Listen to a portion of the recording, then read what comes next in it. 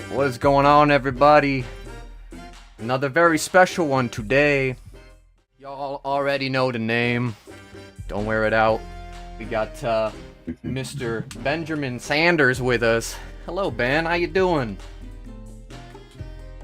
I'm doing well. Thank you so much for having me on, man. It's super pumped. Of course. You're the guy who started all this. We all know that. Truth. Sorry, I had the stream pulled up on my browser, so I was listening to it in a 5-second loop. Sorry, I'm back. We're here. We're good. Are you a streamer? Do you do streaming full time? Yeah, right. It doesn't look like it. 100%.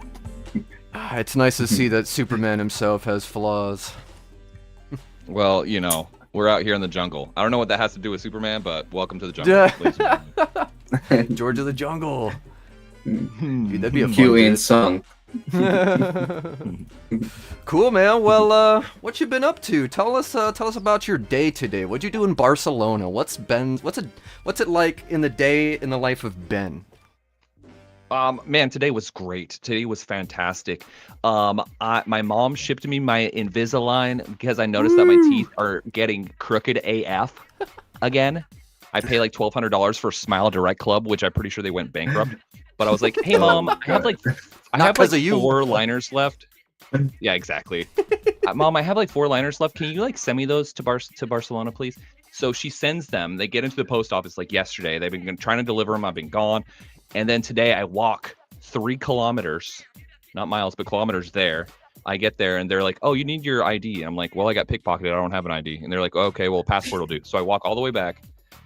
And then I go to the gym. Anyway, dude, it's been a great day. I'll just leave it there. Good. I'm glad. It's been a great day.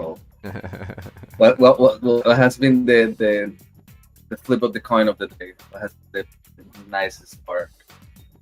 Oh man, something really cool happened today. I'm trying to remember, bro. I don't know, man. Honestly, just walking around. No shit, like just walking or being able and like just walking around Barcelona and being so like lucky to be here and experience it. So like, you know, I was complaining about the walk to the post office, but honestly, like that's to me, that's where I like do the most thinking when I'm walking around, just looking at shit. Sorry for cussing. Sorry, bro. You're good. But no, so I don't know, man. Just the walks, dude. Honestly, like it's fun, man. Especially here in Barcelona, there's so much to see, so much to do. Like, I like people watching, dude. I'm a weirdo. And there's some good people watching. That. Yeah, same. I love people watching, dude. I say in New York, if you're ever bored, just step outside when people watch, dude.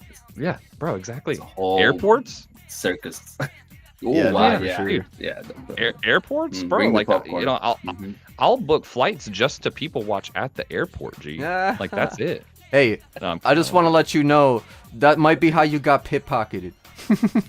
That's true. Oh, Hanging around at the airport, the train station. That's true. Yep. That's what it was. I'm Actually, it was kidding. people No, watching. but they trace your moves. They knew. Oh, this guy comes to every airport too much. We're gonna. Yeah. See him. this guy's watching people walk around, just grab his pockets. Oh yeah, dude, I was the easy target. I'm not even mad that I got pickpocketed. I asked for it. That's great. I was in the middle of You're filming. definitely having an experience. I was in the middle of filming like my intro for my Winter Clash videos when you posted that, and I had to like check my script, and so I got that notification, and I was just like, wait, what the fuck? Oh my god. Yeah, bro. Yeah, dude. So many people. That was the only thing. Like people would come up to me at Winter Clash, and the only thing they'd say, "Hi, did you?" Like, sorry you lost your wallet, or sorry you got pickpocketed, or like, bro, I'm not kidding you. Like, I'm not joking. Like, maybe 30 to 40 people asked me about getting pickpocketed. I'm not kidding. That's how they break the ice, so they can talk to the Benjamin Sanders. Exactly. Yeah, Exactly. You just gave them a tool. I mean, yeah, no, it was all planned. It was an icebreaker, you know. I do want to say you probably are directly responsible for more people not getting pickpocketed. That's one thing, bro. Like I had of those, call it 30 people, like at least a third of them were like, yeah, bro. I'm like way more careful now because of what happened to UG. And so if I save one person from getting pickpocketed, then my job here is done. G. Amazing. Haggis Caliente says, little does Ben know I stole his wallet so we'd have a conversation topic. Okay, well, you know what? The conversation's done, Sam, so you can give me my driver's license and $400 back. That's really cute, Sam. Oh, man. Rub you on the noggin, give you a kiss, give me my wallet back. Storage fee. Sam floated me so much. Like I was Venmoing Sam like what felt like thousands of dollars every 2 days until I figured out I could use Apple Pay. Oh my god. So kind of on topic, kind of off topic. Just talking about Sam reminds me of Winter Clash. Winter Clash next year. Are you gonna try to go?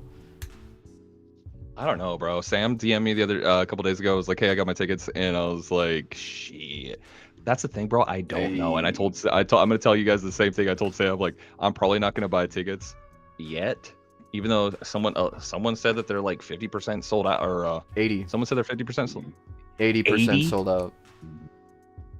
Yep, they're pretty much So I'm gone. gonna say the Then, same thing I if told- you aren't buying them this week, you're buying them resale, or you ain't going. I'm gonna tell you the same thing. I'm gonna try to pull strings. I'm gonna try to hit up Ricardo. Hey, Ricardo. let me Yes. just- Oh, bro, I already hit. please. I already hit up the crew and said I want to be on the team, so please let me come. And they said you're good to go. So that's why now I'm looking for a place to stay. Wow. Yeah. So to answer your question, I don't know. It's gonna depend, man, because I don't know where the hell life is gonna take me in the next 11 months. But we're gonna find out. I'm in the G. same We're gonna boat. find out. Yeah. Yeah. If you're in the same way, Meta. I'm kind of hoping that a friend of mine already bought like a bunch at once, and then Oh. I can just buy one later. Yeah. Isn't that what happened this Yeah, last yeah. time, where someone needed to give away a ticket? Yes. Oh, okay. I got super Yeah. 100%. Yeah. Ray Mendes. Yeah, shout Thank out you, sir. Ray. Oh man, that's awesome. No, that was such a fun time, dude. Hanging out with Yeah. you and Sam, and then hanging out with you, Meta. That was definitely one of the Mm. best times of my life. But anyway, we've just been chatting. I love having you on here, Ben. It's just a good time talking to what you we do. always. Yeah, that's what we do. Dude, I just love it. hanging I out. love it. The pressure is so off. I've been looking forward to this day bro. I'm not even fucking with. I've been looking for this where like I don't have to. I just talk, which is what I normally do Nice. anyway. But no, I'm juiced, man. Thank you so much for having me on. Seriously. Of course. Yeah, no, I'll be completely real. Part of me was just like, should we wait for Jump Street's got to have him on sometime, right? And so, it's just like whatever. He's a buddy of mine. Let's just get him on, Let's just talk send with it, him, bro. man. But no, this can be your audition because more people need to know about the things you're doing, brother. No, I appreciate it. 100% though. That. So let's get to talking the juicy stuff. How'd you get into skating? How'd I get into skating? My mom was a big factor on that. I thought about this because you sent me. By the way, I did want to say, bro, Spook is so much more professional than I am at interviews. He sent me a whole list, bro, like not a short list of questions and topics. And part of me wanted to come on here and be like, Spook, I almost see it as a challenge. I almost want to speed run that shit and go through all of them, but I'm not gonna put that pressure on you. How'd I get into skating? I'm like, okay, basically. My mom lived in Jacksonville, Florida, and on the weekends, on every other weekend, whatever, we would go and visit her in Jacksonville, Florida. Well, one day, I don't even know, I need to like talk to her about how she actually found it, but I'm pretty sure she was reading like the newspaper, and there was an ad from Kona Skate Park in the newspaper, and she was like, and she was so dope, and she still is dope, but like she was always trying to find like dope stuff for us to do on the weekends when we're hanging out. We'd always be going to like volunteer, this, that, and the other, and like do cool stuff that we didn't want to do, but looking back, it was awesome. And so yeah, she saw like an ad for Kona Skate Park in Jacksonville, Florida, and was like, hey, do you guys want to like go try to rollerblade? And we're like, shit, let's do it. Well, We're like, I don't know. G. we're like whatever, like 10 years old or whatever it was, like 10, and we show up and they have like bro, whatever those ugly brown like oxygen argo, They're like the crazy pea soup brown. Someone or the Bowers. Someone in chat. The civilities. Someone in chat. The help me brown out. Bowers. Yeah, the brown. Like they're green, ugly. I think they were like the Nikki Adams. Like a pro skate. Well, Yeah. I don't know. I think they were one of those like top tier, like Tom Moist did a video on like some of the ugly skates or something, and they're like at the first place. Gee. Anyway, we rented them. We rented them. We skated. It was crazy. Thankfully, we didn't die.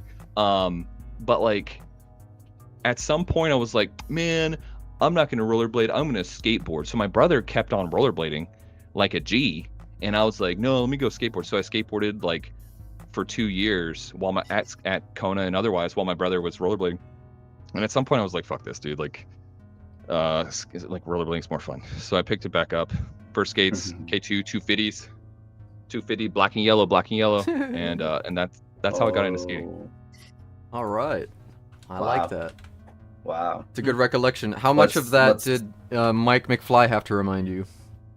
All of it. Yeah. Called him before the stream. Oh, all of it. He is my human external hard drive. I love that so much. I'm saying, bro, your guys' relationship makes me so happy. Yeah, tell me about that. Hello, Mike. Yeah, let's talk about Mike. Talk about your relationship with Mike. Oh, yeah. Okay, real quick. So, I get into high school and I'm a freshman and I meet the local bladers and I'm like the new nerd and they still make fun of me to this day. I don't know if they actually do because I don't really talk to the other ones, but like Mike and I still talk about how they made fun of me at the time because I rolled up. I'm like, hey guys, I'm a rollerblader too. Hey, and they're like, oh word. Dude, what skates do you have? And I'm like, well, let me tell you, friend, I have the K2 250cc rollerblades. And they didn't say shit at the time. They didn't say shit. But guess what? Behind my back, they were like, he called them K2 250cc. Am I still mad about it? Fuck yeah, I am. You see me. Oh my god. But no, I'm sorry. So Mike was older than the rest of us. Mike was older. He was like, he could drive. He was the cool guy. He was the best. He's fly. And so I don't even remember how I met Mike, to be honest. But just Mike since day one has been the diehard. He's never stopped skating since I'm pretty sure like 1942, and we've shared countless memories together that of course none of them I remember. And Mike's just always been a G. He's the reason my channel exists today. He's the reason I'm still skating today. Straight up. Every time I come when I was in the military, big shout out. Every time I came home from the military on leave, like if I had Christmas leave or whatever, I go home. Haven't rollerbladed in 12 months since the last time I came home, and Mike gives me a pair of skates to skate for that week or whatever. I roll around, try not to get hurt, have fun. That's it for rollerblading for the next 12 months. That's it. And so Mike's the only reason that I'm still skating, straight up. Like the only reason I picked it back up and actually this shit still exists for me. You know what I mean? Thank you, Mike. We owe you. Bro, I love Mike. Shout out Mike McFly. Yep. Yeah, Mike McFly. Mike McFly. What's the hashtag? Just look him up. Yeah, Amy. It's dude, I'm being such a brat. Can someone link? I got you. It's my job. It's not your job. You're being interviewed right now. My fault. Hey, can I interject? Like, yes.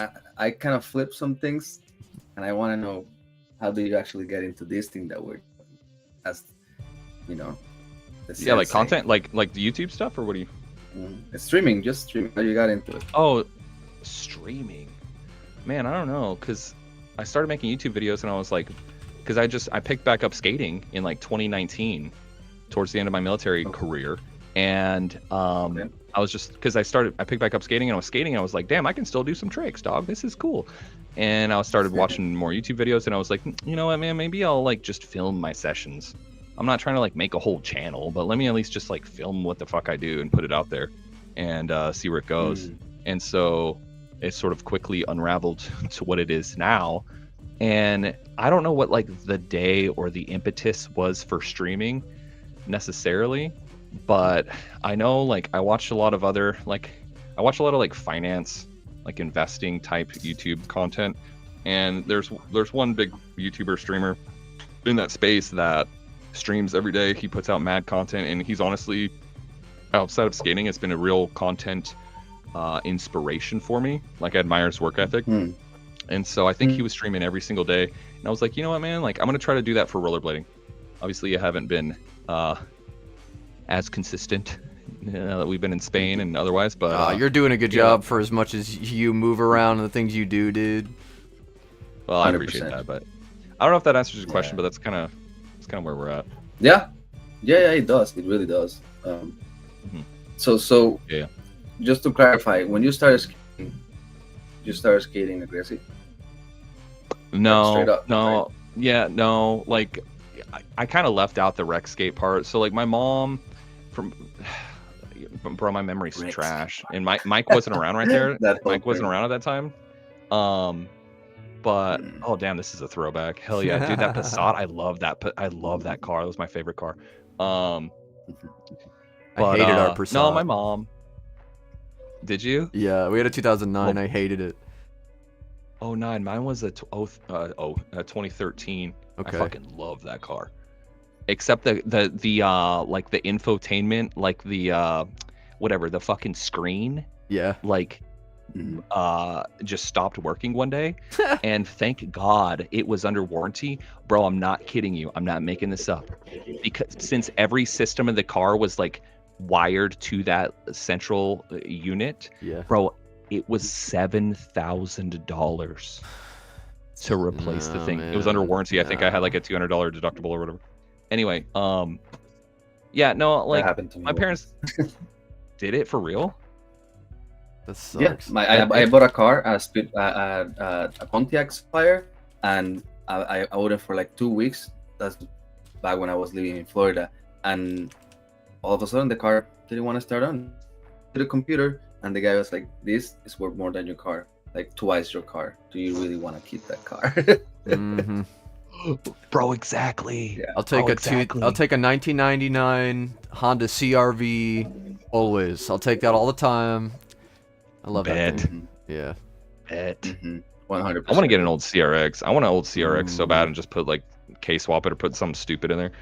Okay. Oh, sorry. Go ahead. No, I was just gonna go. I mean, we can't keep talking about this. I was gonna say. Oh yeah. Dream build. Any car, any engine, whatever you want. What would you do? That's a hard one. Damn, bro. I think for me, can y'all go to commercial for like 30 minutes so I can think about this? Yeah, I'll tell you mine quick. A Datsun, one of the Datsun trucks, like the 70s. What is it, like a 510 or something? It's something weird. But the small Datsun trucks with an LS1 in it. I would love that thing. That or a Datsun 270Z or 280. Yeah, I love those. I realize I'm poisoned. I'm such a dad now. I can think like that now. Like now I see a big band with like, I just want a runner that I can just build up and have the wheels be very tall, so I can go anywhere and set up a session, you know. Oh yeah, backline or whatever, you know. Boom, and just disappear with my kids for a little bit. You need something like Clark, Victoria, the van. Oh yeah, that would be so sick. Anyway, was that enough time for you, Ben? Like what are people saying? yeah, I think I'm good. Dave says a 2003 Ford Sport Trek. Nice. That's funny, dude. LS1 Miata. It's not that far off. Yeah. Daniel says LS1 Miata, but my answer is not that far off. Actually, it's long version of the Miata. It's the long version of the Miata. It's the Dodge. It's also known as the Dodge Viper. Oh yeah. So, yeah. This makes no sense, right? Like I realize this is ignorant. It's stupid, but it's just like, hey, I just want this, and hopefully I don't unalive myself with it. But dude, honestly, I love cars, but this is just a stupid idea, but it sounds like fun. But like one of the SRT10 Vipers, one of the late model whatever SRT10s with just like two nasty twin turbos on it, and like 1,700 horsepower for no reason. Like spinning gears and spinning wheels in fourth gear. You want to single-handedly make more arguments for the illegalization of cars with more than 1,000 horsepower? That's what you're going for? Yeah. No, that's exactly. It makes no sense. I don't support it. I don't think it's smart. But I'm gonna do it. But that, I mean, yeah. If you dropped a bunch of money in my lap, I'd be twin turbo Viper or like a C7ZR1 Corvette. Okay. I keep talking about all these domestic cars, but I'm like actually an import lover at heart. But anyway, we'll move on. If you my parents bought me Rex 8s growing up, but that's it. Yeah, perfect. I mean, I love a big Nova. I'll forget. I love a big Nova, dude. You know, Big Nova? heavy Nova, yeah. Oh, yeah. The Nova SS. Yeah. Heavy, Love me a Firebird. You can put that throttle and just feel the whole thing go. I like that. Chat, shout out. What's your dream car? Sorry, Spook. How dare you take over? I always forget to address the no. chat. I appreciate you. Hey, 94 Accord. Renee Dillon, I had a 94 Accord. It was a fart knocker towards the end. Fart knocker? Hey, those cars could run forever. Sean says NSX. There's a dude who owns an NSX in my town. It's cherry red. It's just, it's beautiful. Ooh. Sounds so nice. That is just sexy, man. Yeah. That's too Timeless. sexy. Timeless. There's somebody here who owns an S2K with an LS3 in it. They had to extend the bay. It's nasty. It was really cool. Mm-hmm. It was fun stuff. Mm-hmm. All right, but yeah, you tried to get us back on track, and I'm steering back away. Car joke. No, I was just buttoning up because you know how I am. I'll forget. I just wanted to slip that in there. I just wanted to slip that in there. I appreciate you. Cool. Let's see. When you started doing this, Ben, did you see yourself doing what you're doing nowadays? Like, just traveling and doing the thing and just constantly dreaming like you are now? No, not at all. Like in that first video that I made. Also, I didn't realize that OBS crops the image so much. So now y'all can see my dirty gym towel. Y'all can see all my laundry. You can see my open suitcase. But at least you can still see I'm so glad somebody said it, dude. People just want to see what it's like to live in the life of Ben, and it's just chaos. You have it right here. I'm not kidding you. From what I know of Ben, everything that exists with him, all of him, is in that room. That's 100%. He takes all of everything he owns with him everywhere. For those that didn't know, this is a very intimate setting that we're creating. It's beautiful. Oh yeah, it's intimate as fuck. Do you see the wallpaper? Yeah, man. I mean, it's dude. beautiful. I've been on Tinder swiping my face off trying to get someone to come see this wallpaper. I'm kidding. Babe, check out my wallpaper. It's an Airbnb. Come over to the jungle. Oh my god. Come on over to the jungle. Awful. I love it. I swear I'm not a salesperson. No, bro. When I started the YouTube thing, bro. Like, genuinely, I was just skating, and I was like, let me just literally put my phone down and film me doing tricks. I don't want the responsibility, because at the time I was doing real estate. I was a full-time instructor in the military. I was also a wind tunnel instructor on the weekends. I was like, bro, I'm not trying to take on another job, and so I'm like, I'll just push record and do some switch ups, which is all I do. Good ones though. And yes, when I well, thank you. I appreciate that. Yeah. Sometimes. Yeah, accept the compliment. Thank you. Absorb so, yeah, no, actually, this is absorb it. Yeah, let me just take it in real quick. Yeah. There you go. Have a good sesh. All right, I feel the warmth. Yeah, have a good sesh. Shout out F4W. No, I'm actually glad you asked, because I haven't actually given this much thought. Actually, this transition period, because I started filming videos. Excuse me. I started filming videos, like I said, where it was just like, hey, let me just put a camera on the ground and no editing, no nothing. And it started like picking up. I started making more videos, and it was fun and it's cool. But at the time, like I said, I was mad busy. I was transitioning out of the military. I was becoming a real estate, a commercial multifamily investment sales broker, which is like the military had like a cool program where you could intern the last, I think it was 6 months of your military contract to go basically transition to a new career, like basically help you transition out of the military. And so I was in real estate. It was just taking up all of my time, bro. And the YouTube thing kept picking up, and kept doing it. And at some point, I realized that the real estate thing wasn't quite for me. Like I was both a real estate investor and an agent for commercial properties. And I realized after about a year that wasn't quite for me. Like the whole sales thing. I have mad respect for salespeople, by the way. I know everyone hates salespeople, but I got mad respect. They got fucking balls of steel, dude. So I realized it wasn't for me, and I said, you know what? I'm out of the military. I broke a bunch of shit in the military. I got all kinds of injuries, whatever. So I do have some disability coming in from the military that like keeps me afloat. So I was like, you know what? Let me pursue this YouTube thing. That now that I think I can financially to some degree. And now here we are. So no, to answer your question, absolutely not. Did I think it was going to be where it is today? Absolutely not. I remember hitting my first 500 subscribers, and it's just crazy. I don't want to say how far we've come, but it's been such a fun journey. And yeah dude, yeah, absolutely.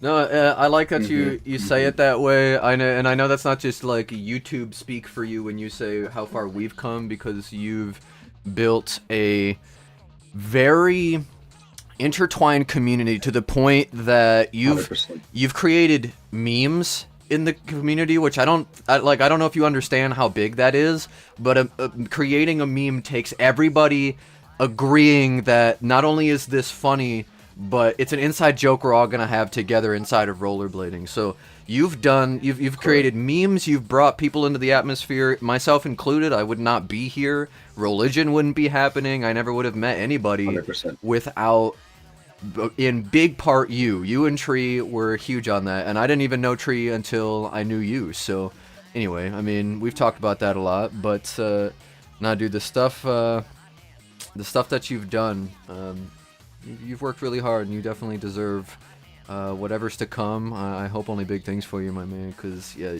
like people, I know people recognize it when they see how much content you put out and how good you are on camera, but you work so hard behind the camera, and I have so much respect for that, because you skate super hard, but you still have a mind for how the video needs to flow. And you know, I come from video, and I still, like, as I watched you learn more about how to make your own videos and how you wanted to develop your style, I learned from that how to change my videos. Like, I don't know if you noticed, but like now I do those kind of like action style intros where I do the best clips like in the first 30 seconds, and so yeah, you've been a huge influence on a lot of people, dude. It's really cool to see. 100%. 100%. Yeah, you definitely influenced me a lot. I wouldn't be here. I wouldn't be doing this if it wasn't for you. Religion wouldn't. Y'all gonna make me cry, dude. How long we been streaming? 30 minutes. Y'all gonna make me cry, bro. Was this a challenge? Because we could have ramped this up. Pull up the baby pictures. Oh no, it's okay, dude. Like I can talk forever, so we're here to hear about you and to learn from you. But I just know that I appreciate and admire you, and I'm very motivated by you. Like, if I ever have a first thought about an energy of a person, you know, just as kindness and of you, is like, I want to go, you know. I like, you know, and all our interactions, even in person, because I'm like, I tie myself up to the moments where I share the physical energy. It's very freaking invigorating and motivating. Not only seeing your presence, but how your presence is actually coming through the screen, and it's real, you know. Or this organic thing, this what you're doing is honestly, I didn't know that you didn't have like a marketing experience with a bunch of like media presence before, and doing this and just coming out of it, dude, it's freaking them impressive. And if like it's motivating people in all sorts of aspects, you know, from people that want to be doing what you're doing, or want to be in the realm, or people that want to know more about you because they're impressed by what you're achieving, you know, all these sorts of things. You know, you're definitely, like you said, not only in a community together, but like making the one that existed already better. I appreciate that a lot, man. I really dude. do. For sure. Because it's For tough, sure, man. for It's sure. that's the only thing that I can't remember exactly what Arlo said, man, but I'm gonna substitute in like content creation, I guess, for rollerblading, I guess, in a way where it's like we don't do this for fame, we don't do this for money, we do it because we love it. And Yeah. what I love is, in some way, hopefully, making someone's life just a little bit better somehow. Mm-hmm. And if that's what the channel's doing, Mm-hmm. then that's what keeps me going, and that's it. That's great, dude. Anyway, It Good for does. you, man. Definitely doesn't for me, so at least get that one. Yeah, and honestly, I think that just like it just shines true through everything. The more I learn about you, and the more I hear you talk, and then we've spent some time talking about your time in the military. You do.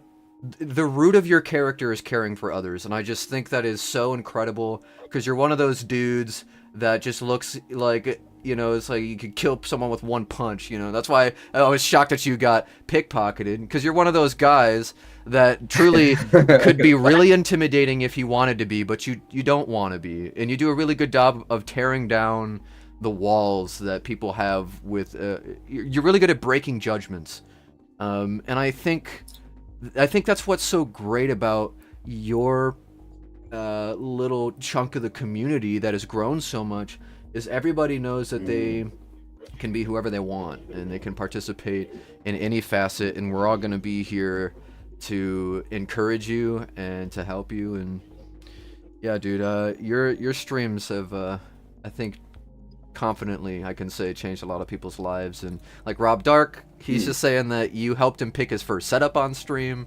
I was there for that. Cool. That was amazing. And so Cool. many moments Cool. like that was- that. Big deal. it's true, man. When you see yourself motivated, like excited talking about blading, is that what you talk about, like the people in blading? You know, that's what I talk about.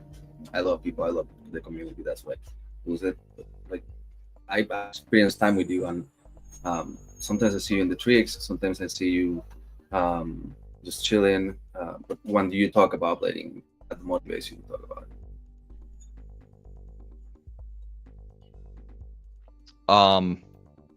I'm sorry, you broke up a little bit. Was it what motivates me, or was there a question? When you talk about blading, what do you like to talk about when you talk about blading? What do I like to talk about when I talk about blading, man? I don't know, man. That's a tough one. I was trying to link it with, like, I was asking you directly if when you talk about blading, what motivates you to talk about blading is the people, the community, like, or because we were coming from that, and I was trying to that So, motivates me to talk about blading. dude, I feel terrible because you broke up a little bit again. Oh man. So I'm just gonna try to read back. What motivates me to talk about blading? Is it with the the people? community? Is it the people? Like it, so okay, let's phrase it this way. Let's say it's somebody in I'm sorry, Barcelona bro. sees you rollerblading and they ask you, why do you do that? What do you say? Oh. I don't know what else to do. I'm bored. No, man. Skating, like, I don't know. That's a deep question. It's like, I don't know, man. I think it's easy. Like you see on social media, whatever. Like, you know, you see the random skateboarder comment or whatever comment where it's like, damn, cool. 30 years later, and you guys still look goofy as hell on them damn rollerblades. cool, bro. And that's fine. Like people can say that and they can think that it's totally cool. But it's trippy, man. We can go down a really deep hole here, but like, and I talked about this with Cody the other day on Livestream, but it's like skating has taught me so fucking much. I feel like just about life and character. Like battling a trick, like there's so many different layers to it, man. Damn, and I got the whole screen. Let's go, baby. Yeah, dude, get big. Dude, like the amount of facets that go into skating that just man, there's so much and I can't even formulate. It's like, okay, in order to be like skating has so many different facets. It's like, okay, creativity. Like someone could have a full-time paid 9-to-5 job just coming up with creative things to do at specific spots. But the skaters who are creative enough to see it and then do it, I have the utmost respect for. It makes no sense. It's two different skill sets. To be able to see it and then go and execute it, it's wild. So skating has taught me beyond that, like, dude, like just perseverance. Like sometimes being too stubborn or maybe too stupid, in my case, to give up at something. I honestly think that 10-year-old, 13-year-old, 14-year-old Ben, who is too stubborn to give up, trying to do something stupid he shouldn't have been doing, I think that carried over to where, like, hey, when I went into Air Force pararescue, like, I just was, like, too dumb to quit when most people did. And so, like, I think skating was a lot deeper than just, like, rollerblading. I am going off on a wild tangent here, and I'm pretty sure I did not answer any part of your question. Keep going. No, you did, and then you inserted a story. Keep going. That's great. You're very anecdotal. I appreciate it. Oh man, dude, how you had me in a dream, and then you. I think about this a lot because skating is not just like going out and rollerblading and doing tricks, but like, dude, like the improvement in like the whole reason, like really I used to say this a lot on my channel at the end of the videos or whatever, or like during them. It's like, hey, the goal of this channel is to get people on skates or back onto skates. But why? Because to me, it's like, fun. Hey, it's fun. It is fun. Shout out Ricardo. It's like, hey, not everyone in the world is going to skate. Not everyone in the world wants to skate.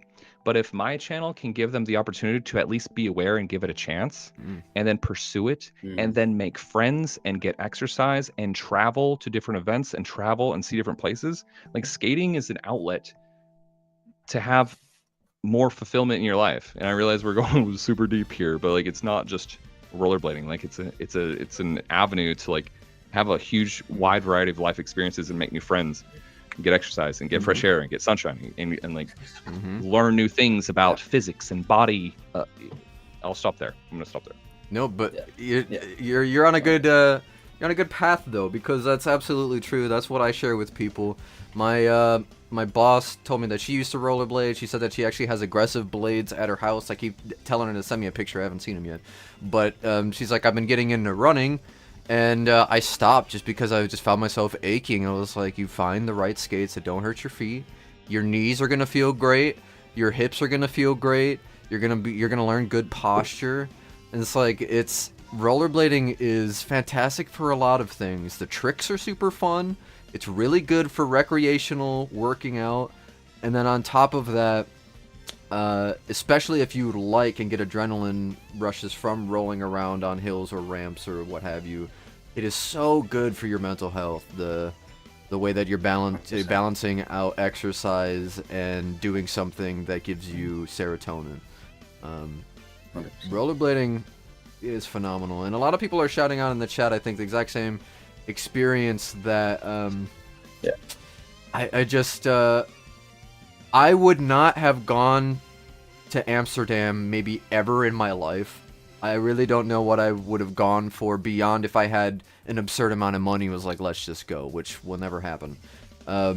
So being able to go and like I never would have in my entire life imagined just hopping on a plane for the first time, flying overseas, and then going and staying with. I mean, I've hung out with you a few times, Ben, and we shared a hotel room before, but I didn't know Sam very well, and I felt was it like I called? was, yeah, I felt like I was, intruding a little bit, you know, because he's being so kind, and it's hard not to feel like you're taking advantage of someone, and so something like that, it's hard to find, and yeah, Yeah, I it's, feel you. it's I very feel you. present Yeah. here. Yeah. Yeah. I mean, The disco we can lights. go deep. We can go crazy deep. What We was it, can go bro? crazy deep. The disco lights hotel. What Yeah, was the RGB hotel. God, it was so bad. Let me see if I think I Oh got my it on God. camera. Let me see if I can find it. It was so bad, dude. I don't know But who it's made true, that man. decision. Blading is so much, right? What? Sorry, say that again. All the little aspects that blading gets into, you know, all the experiences, the perspectives, like not only like for our body, like the things that we can do with our body and the things that allow us to understand how more and more capable we are, but how we can adapt those things into life. Like those patterns of learning, of how you approaching your learning, if you actually polish how you learn through skating, you can apply that forward to something else. Something else can apply that forward to blading, you know, like it's 100%. completely yeah, you know, if I go to the rabbit hole, like talking about like why my nickname Meta and all that, like one of the core is like I want to try to get to know myself better, mentally, physically, spiritually, and the other person. And to me, the other person is the blading community. Spiritually is that effect that we feel when we're watching a friend that was trying that trick for 20 times and that he just lays it and you see everybody on all one energy just screaming, yeah, you know, that's freaking holy to me, you know. So It Mhm. is, bro. It is, yeah, for sure. bro. It is. That's It's the thing. just so That's the thing. many. It's like it's like cool. Someone did a trick and everyone celebrates, but like it goes so. To me, honestly, it goes so much deeper than that because like there's some cliche quote or whatever. Like everything you want is on the other side of fear. It's like, bro, like a lot of 100%. skating includes fear and facing your fears and overcoming them, hopefully, and sometimes not, Mhm. and being able to deal with that and reattack it later or Mhm. not. Yeah. Like there's so much like Yeah. if you actually think about it, there's so much like that you can take away from skating and that you probably do without even realizing it. And like I don't know, man. It's just like Yeah. I feel like I'm going down such a weird tangent. That's why. rabbit hole, No, but- that's. I think it was Chris Barbosa. Sorry, I thought it was Chris Barbosa sent me a text the other day, and he was like, "Progress is the work that you're not doing, Meta." I was like, "Oh, dude, that's true." Yeah, no, dude. You I can go Commitment, into bro. that tangent too. Bro, last thing on this too Yeah. is that like commitment. It's like honestly commitment. Like Mm. this shit you can apply. I feel like I'm giving some goofy keynote, but it's like, dude, every time not every time, most times when I fully commit to a trick that I'm afraid of, Mhm. it goes better than not. And I think 100%. that applies to most endeavors in life, is that if you go at it with full commitment, obviously be well informed, like don't just charge a drop rail without ever even inspecting it at all. But doing things you're afraid of with commitment and conviction, I mean, I think you can carry that on to other endeavors in life for sure. Agreed. 100%. Absolutely. And we have vast information to inform all those fears too. Like we can either go to a channel and see how people are doing that trick or a rail or anything, or we can inform ourselves of like, oh, I remember how Ben did it when he did that kind grain in the ledge that he was gonna do. He just went did it, and he like, you know, like we influence each other, but we also learn from each other. We have this vast amount of information on each other, you know. It's crazy because we can pick and then make it our own too. It's another Totally. thing about blading too, you know. The thing that blading does is like allows us to be ourselves and let that be just it. You know, you don't have to adapt to anything. You can do anything you want in any kind of way, as long as you're really enjoying it. It comes through. It's beautiful. We all enjoy it with you. It's crazy. Yes, sir. Yeah. And just learning to enjoy We like went deep. experience. You're not gonna win them all, G. Just like anything in life, you're not gonna win them all. So it's Mhm. like Dude, Right. it's like all these cliches. I'm just bringing up all the cliches because I give a lot of thought to this, honestly. Okay. But it's like, shit is not about the destination; it's about the journey. Yeah. And that I know that's so 100%. fucking cliche, and I get that. It's But cliche like, for a if you reason. can't enjoy the moment, if you take a Yeah. mad slam, if you try a trick 75 times and eat shit every time, like at some point you have to pull yourself out of the scenario and like just appreciate that you're even alive and able to experience this shit. 100%. 100%. Because a lot of people aren't. 100%. So I don't know. I always talk about like how the first thing that you really need to learn to really enjoy aggressive skating is enjoying falling. Because when you enjoy falling, you lose. You can adapt. You can see things in a more comfortable perspective than when you're freaking out. Mm-hmm. That also goes back to commitment, right? But like if you really enjoy falling and you learn how to fall, then you're not afraid to go up and try again, and that you can directly translate to life. Bro. Cliche as hell, but 100%, bro. You either fail or you learn. Yeah, I'm sorry, you either win or you learn. right. Right? Correct. There you go. Correct. I That's like it. that. Anyway, That's it. What are you in the Philippines? Are you about to go? Where are you at? man, I don't know where the hell I'm going. I know I'm going to hell if I don't change my ways. No, I'm kidding. Right now I'm in Barcelona for another, let's just call it a month. And then I'm going to the Philippines, even though I want to stay. But my 90 days is up here. I don't want the feds coming for me again. Yeah, no, fuck. You overstayed. You're welcome.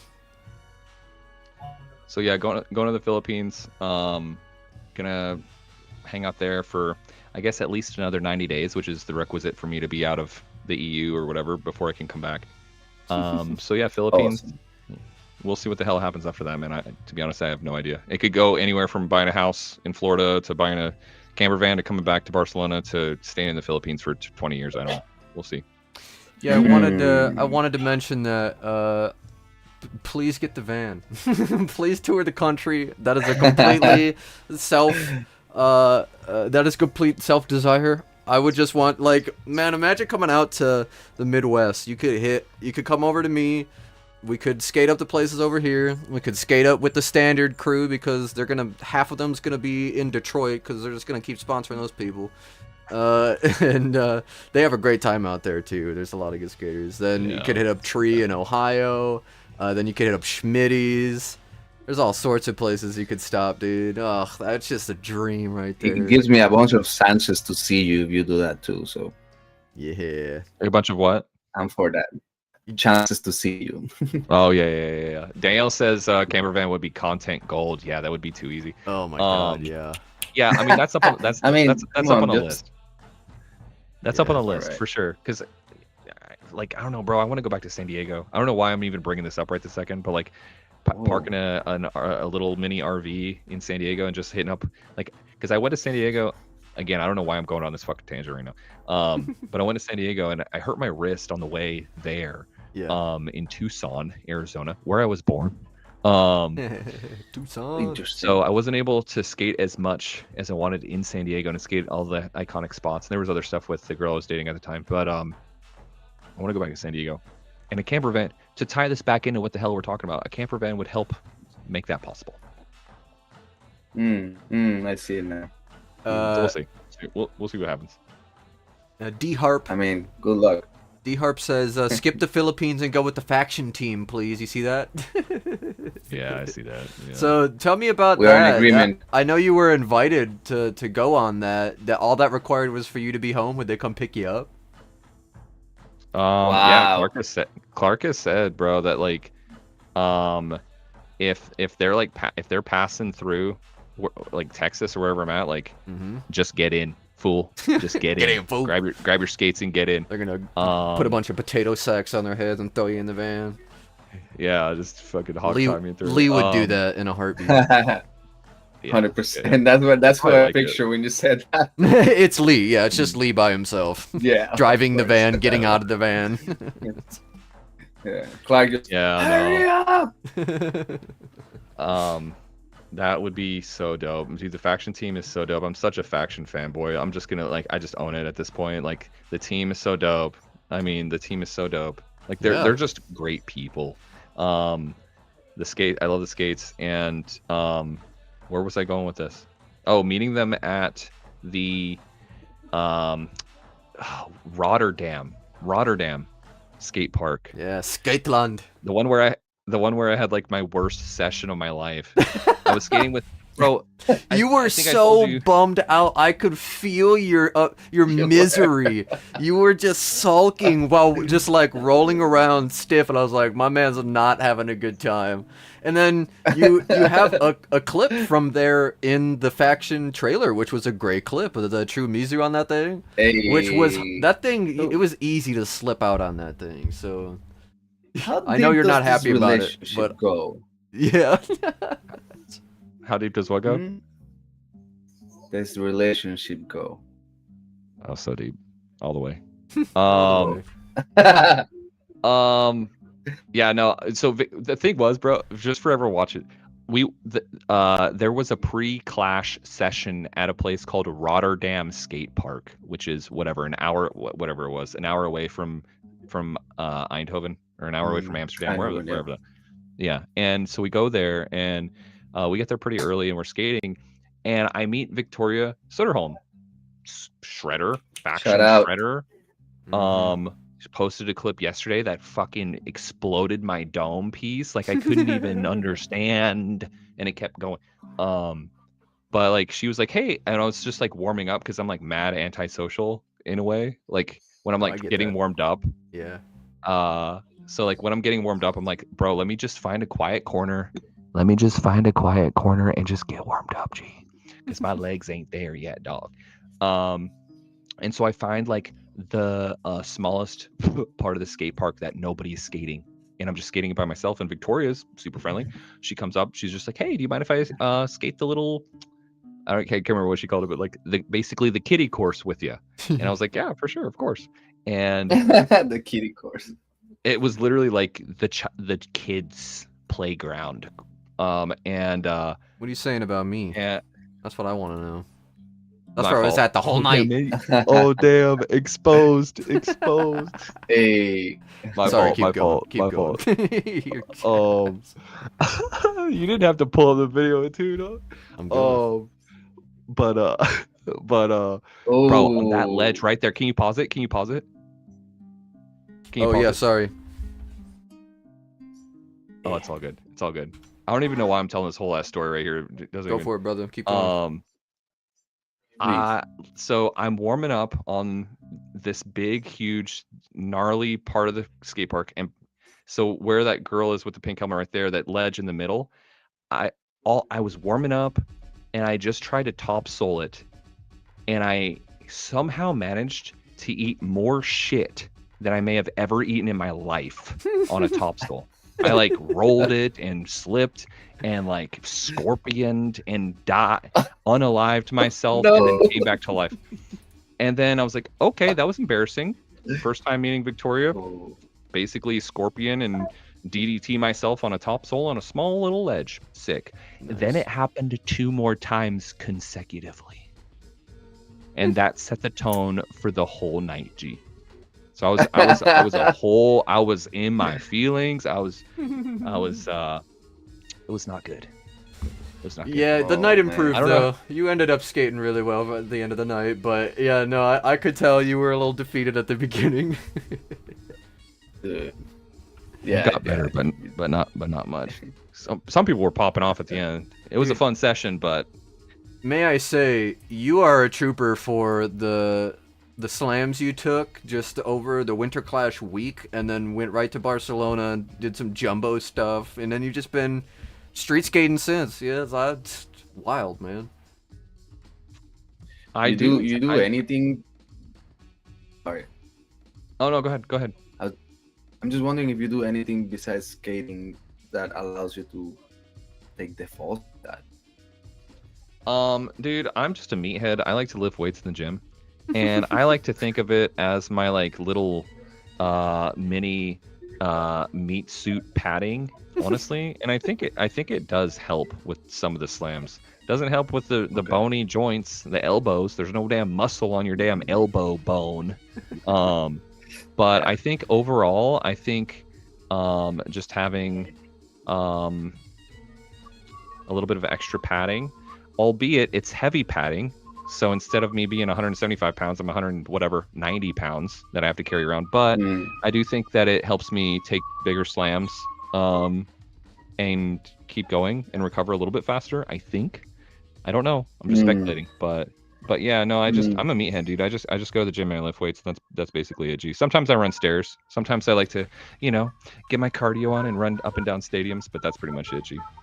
Stadiums. You went from stairs to stadiums. Oh yeah, I mean, yeah. Like ideally, like running up and down like a soccer stadium or like a football stadium. Yeah. Wow. For how long? I don't know, man. Probably 30, 45 minutes. Like not straight. Like what I like to do at stadiums, I'll like sprint up, run down, and do like 10 or 20 push-ups. Sprint up, run down. I'll do that like 10 times depending on how big it is. That's like a typical sort of thing. Wow. That really explains your form too. My form? Yeah, when you're on a trig, you're like on it. Oh yeah, there's locked in.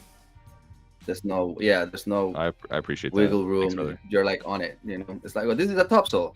This is a top acid. It's locked, So that I appreciate that, man.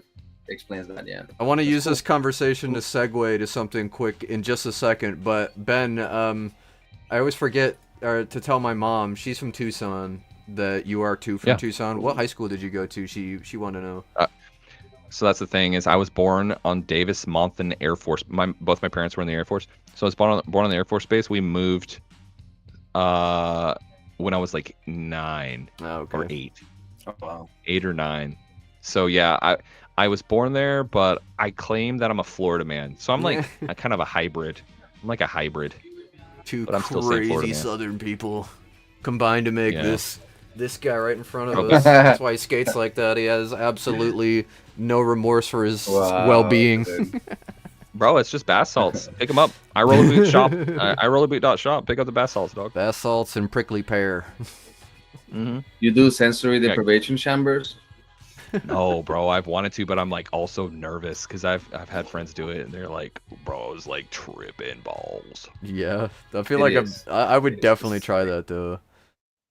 Have you done it, Meta? You should, man. It's great. Yeah. I mean that you lay on a bath full of salt, right? So right. That's why I was like picking that one, because that feeling that you get, the water is the same temperature of your skin. Right, and like the buoyancy is like you're perfectly buoyant and shit, right? Exactly. Yeah, so, like no sound, no light. No light, yeah. So you end up just being you and your head. So I get the scary factor, honestly. Yeah. Bro, believe it or not, when I was an instructor in the military, we had, I think it was just one sensory deprivation tank, like a however many thousands of dollars it was. But they bought it for the students. And of course, us old crusty instructors are like, back in my day, we didn't even have fucking shoes. We had to walk uphill both ways, and y'all got fucking sensory deprivation tanks and shit. But I never did try it. So I don't know. I'll have to give it a shot one of these days. Yeah, try it, man. I mean, I'd say if you're already scared, don't smoke before you do it, because then it will be a really. Oh no, bro! I get crazy if I smoke in one toke and just sit in a chair and watch YouTube videos. Yeah, I can attest to that. Oh. Yeah, I get paranoid as fuck just sitting down with friends. Oh really? Wow. It doesn't matter. Yeah, it's bad. Oh, it's. Okay. Oh, it doesn't matter. No, every single time, bro. I'll have a few beers, and people will be smoking around me, and I'll be like, "Let me get one hit, dog. Let me get one hit. Let me see. I'll take one little baby ass hit, and I'll get sent to the fucking outside the solar system, and I can't get back. Literal fetal position. Next thing you know, bro, I'm like trying to crawl to whatever bed I think is nearby, just to. I just gotta go to sleep, bro. I just gotta go to sleep. It's bad, bro. It's not good. He Meta. I don't know if I told you this story, but no, he thought we were watching a sitcom one night, that just wasn't happening. The TV wasn't even on, and he was just imagining. He said this sitcom was just looping over and over. I didn't know what you were watching. If you had fallen asleep, I was like, nah, man, I turned off the TV. Bro, I've had my fair share of bad experiences in my life. I feel like we all have, but that was like top 5. I feel so bad that I was there for that. Man, wow. Yeah, I'm sticking to bath no, salts, feel G. good, dude. I'm sticking to bath salts. Yeah, Oh, sticking no, to dude. bath Oh, salts. that's so scary. So much Yeah. smoother. I don't want to be around you. Yeah. Don't eat my face. Bro, I won't. I mean, I might nibble, bro. I won't eat your face off, though. Not the whole thing. Just want a little taste. Just want a little taste. Yeah. Welcome to Florida. I mean, I don't mind the beard. You can take. You know, send me some money in There the we go. barber. Yeah, I mean, say- we yeah. can meet in the middle. Save on We can eat razors. Good stuff. I like that. Dude, what are you skating nowadays? I saw the video that you posted. That's probably the last ones that I was watching. The angle slow ones.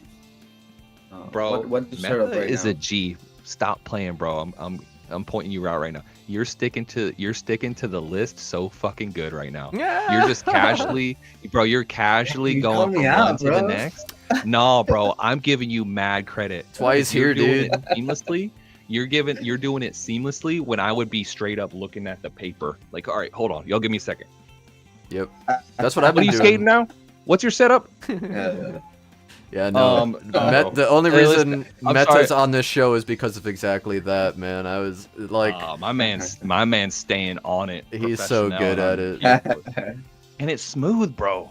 Come on, that you can't teach Uh, that. Um, I'm honestly bro. just trying to be genuine, you know. And we all have no. this shared interest put in Yeah. this thing, and we're just trying to go through it. that's what I'm saying. It's Just feeling genuine, the but you're vibes and also going. no. That's what I'm saying, bro. You're.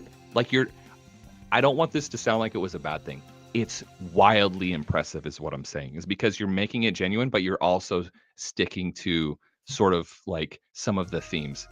So I'm just giving you mad props for that. So yes. I appreciate it. Though coming from you, I'm taking the compliment. Oh yeah, absolutely.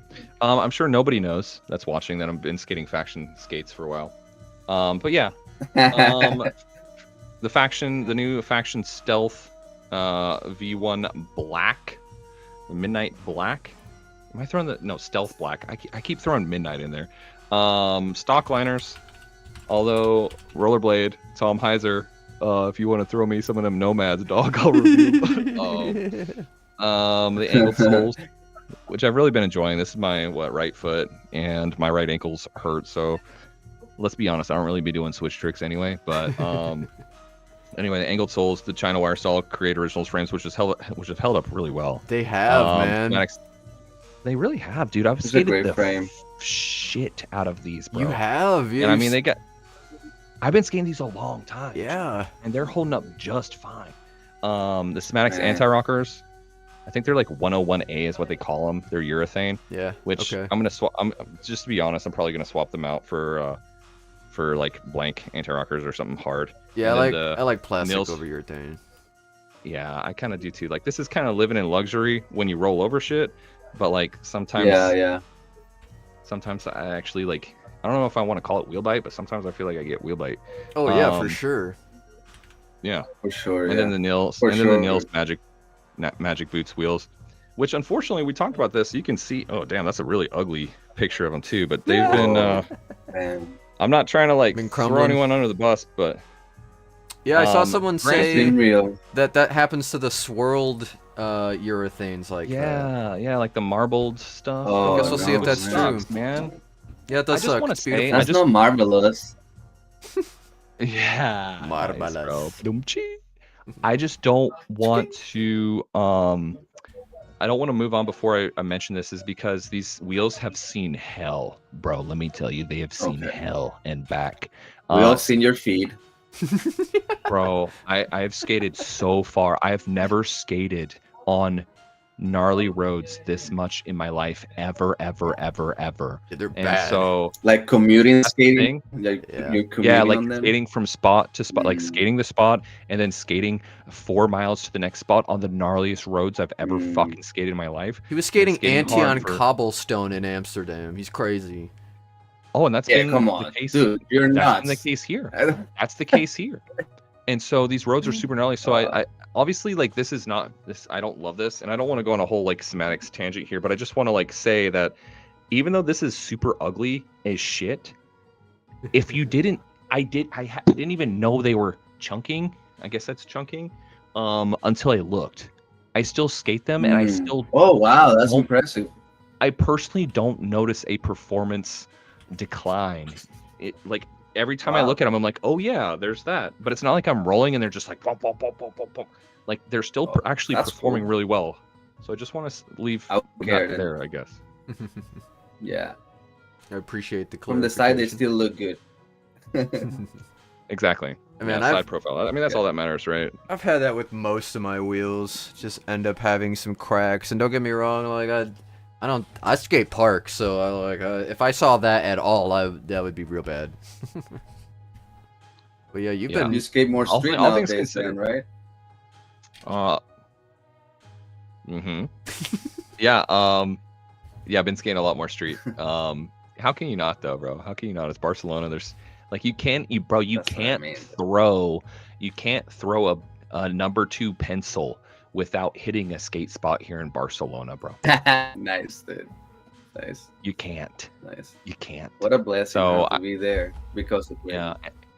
And there's so many parks here too. That's the thing. It's like even if you don't like street or you don't like park, it's like, bro, there's enough to go around. Gee, let me tell you. But yeah, no, lots of street and it's been fun. I think people like watching street more. yeah. Like I was not anti-street, but I was anti like dealing with security and dealing with business owners and dealing with whatever cops. Yeah.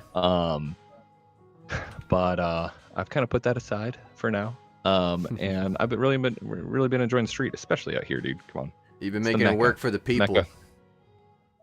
Yeah, this spot's Mhm, crazy. mhm. I want to go back there. Actually, do I want to go back there? Yeah, I want to go back there. Of course.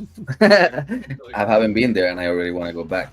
Yeah, I know this spot looks fun, man. I want to spend a month in That's Barcelona the thing, too. bro. There's something there for everyone, bro. Those angled ledges. Oh my Crazy. god. Looks so fun. I love that. Yeah. I'm being you a little bit, just a little bit. I'm being you. Because you mentioned like the cops and so on when you're skating through. Does that happen there? Like, cause honestly, it just by media, it looks like you can just skate anything, and you don't really have to worry about cops over there. Is it Oh, true? cops. No, I don't know. I don't know, man. I've been booted out of a handful of spots for sure. So I'd say it's pretty much right Oh, on really? par. I didn't know what to expect. I'd say more or less, give or take 10 or 20%. It's almost the same. It's almost the same interaction. People just come out and they're like, "Hey, you can't do that here." All right, roger that. See you later. Oh, So okay. yeah, you do get booted out of spots, but would I say it's slightly more infrequent? Probably, maybe. Okay. I don't know. I think it's right on par actually. Yeah. Hmm. Do you feel like as a street skater now, like when you approach authority, you respond different because of your background? You said, like when I'm getting kicked out and stuff. Yeah, like I come through like Puerto Rico aggressive skating, like we try to talk to the guy, come on, papa, and do our thing, but some people I just want to bounce, like. Yeah, How no, does that happen for you? I've always, bro. Y'all know me. I'm a softie. I'm a pushover. If they say leave, bro, I'm out. Okay, my bad. Hey, I'm sorry. Let me kiss your rings. We're out. G.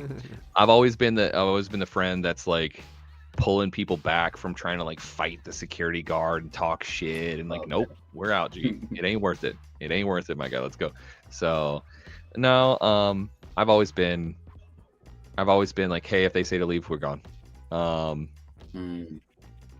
There might be like I say that, but there's like probably been 1 or 2 times where I'm like, nah, bro, we drove 2 hours to skate this spot. Let's get one more try, right when they're not looking. Right. Yeah. All right, he's not looking. Go. But no, I always try to. If they say leave, then we out. G is usually my MO. So Yep. I hear you. I respect that. It's easier too. You can find another spot.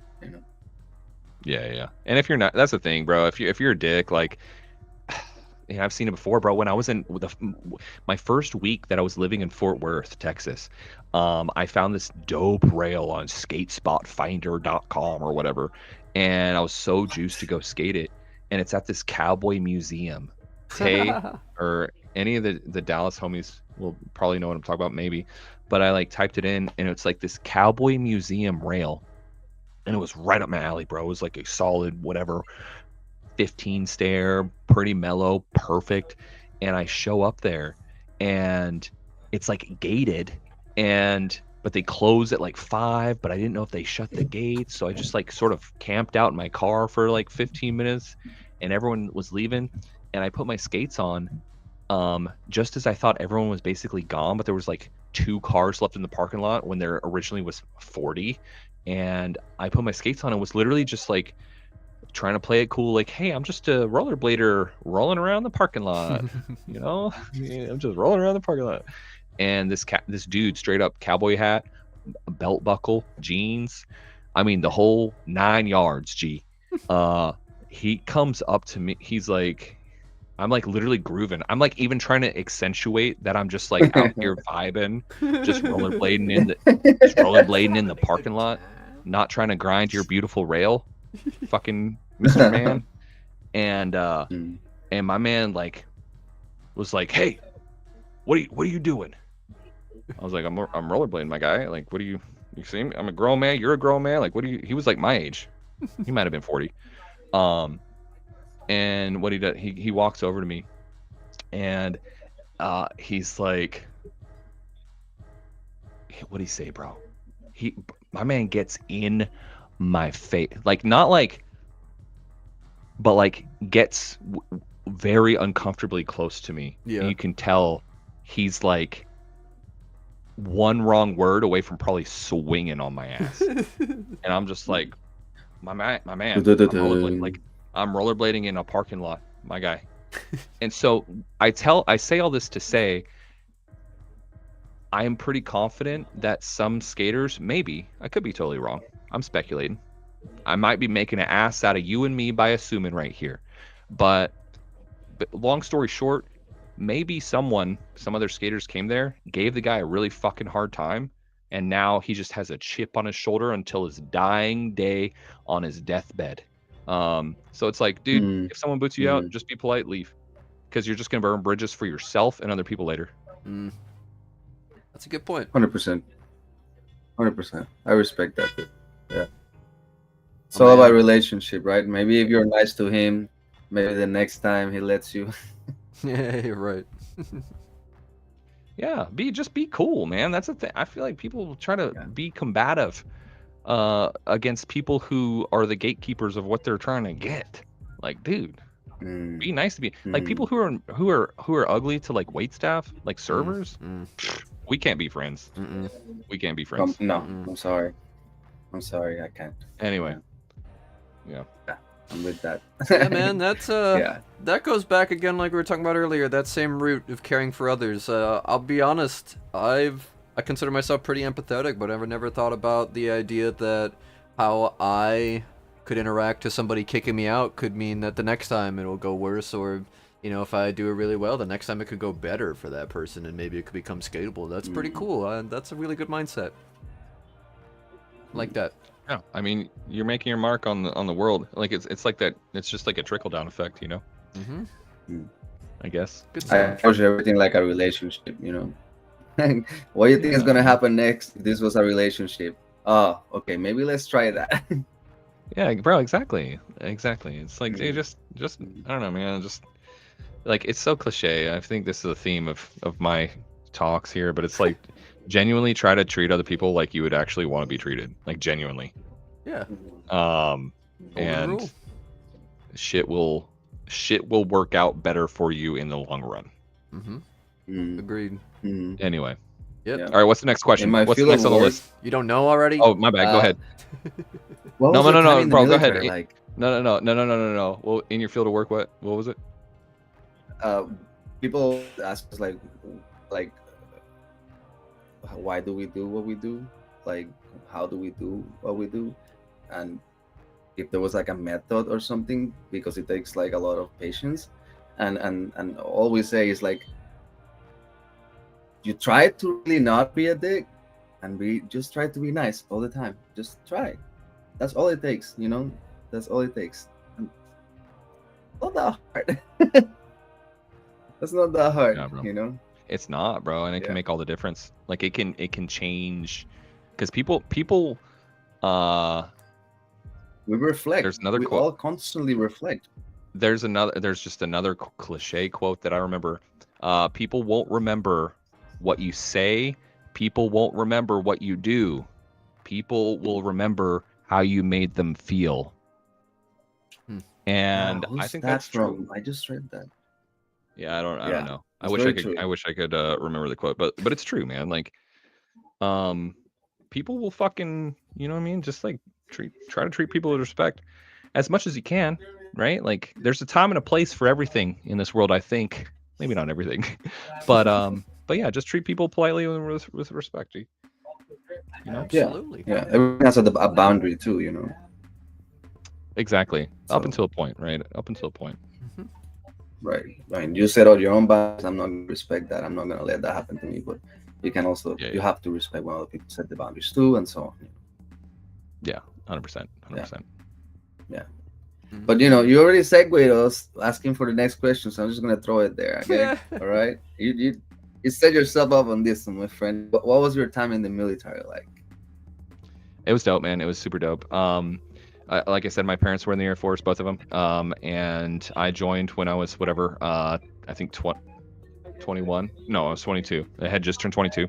I spent 10 years in the Air Force. I was in combat search and rescue. I was a PJ in the Air Force for 10 years. I finished it out as an instructor.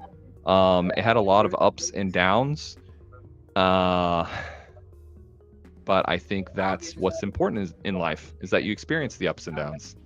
If it's all good, you can't appreciate the bad. Maybe I didn't say that right. But if it's all bad, it's all good. You can't. You know what I'm saying? I'm losing it here. Yeah. I'm losing it. But it was a roller coaster, and a roller coaster that I was grateful for. Lost plenty of friends, but also had experiences that people pay many tens of thousands of dollars to have. And so I think I definitely had some of my highest highs and lowest lows in the Air Force, and it's an experience, an adventure that I was very grateful for. I wouldn't trade for the world.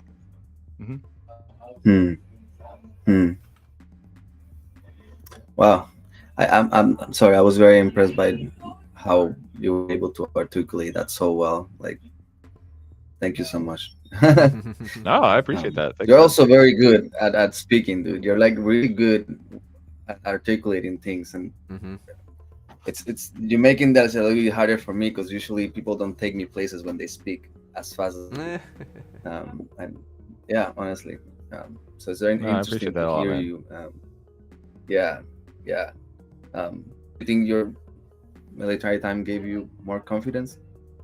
Yeah, absolutely. You know what's funny is actually, the job that I chose in the Air Force is called pararescue in the Air Force.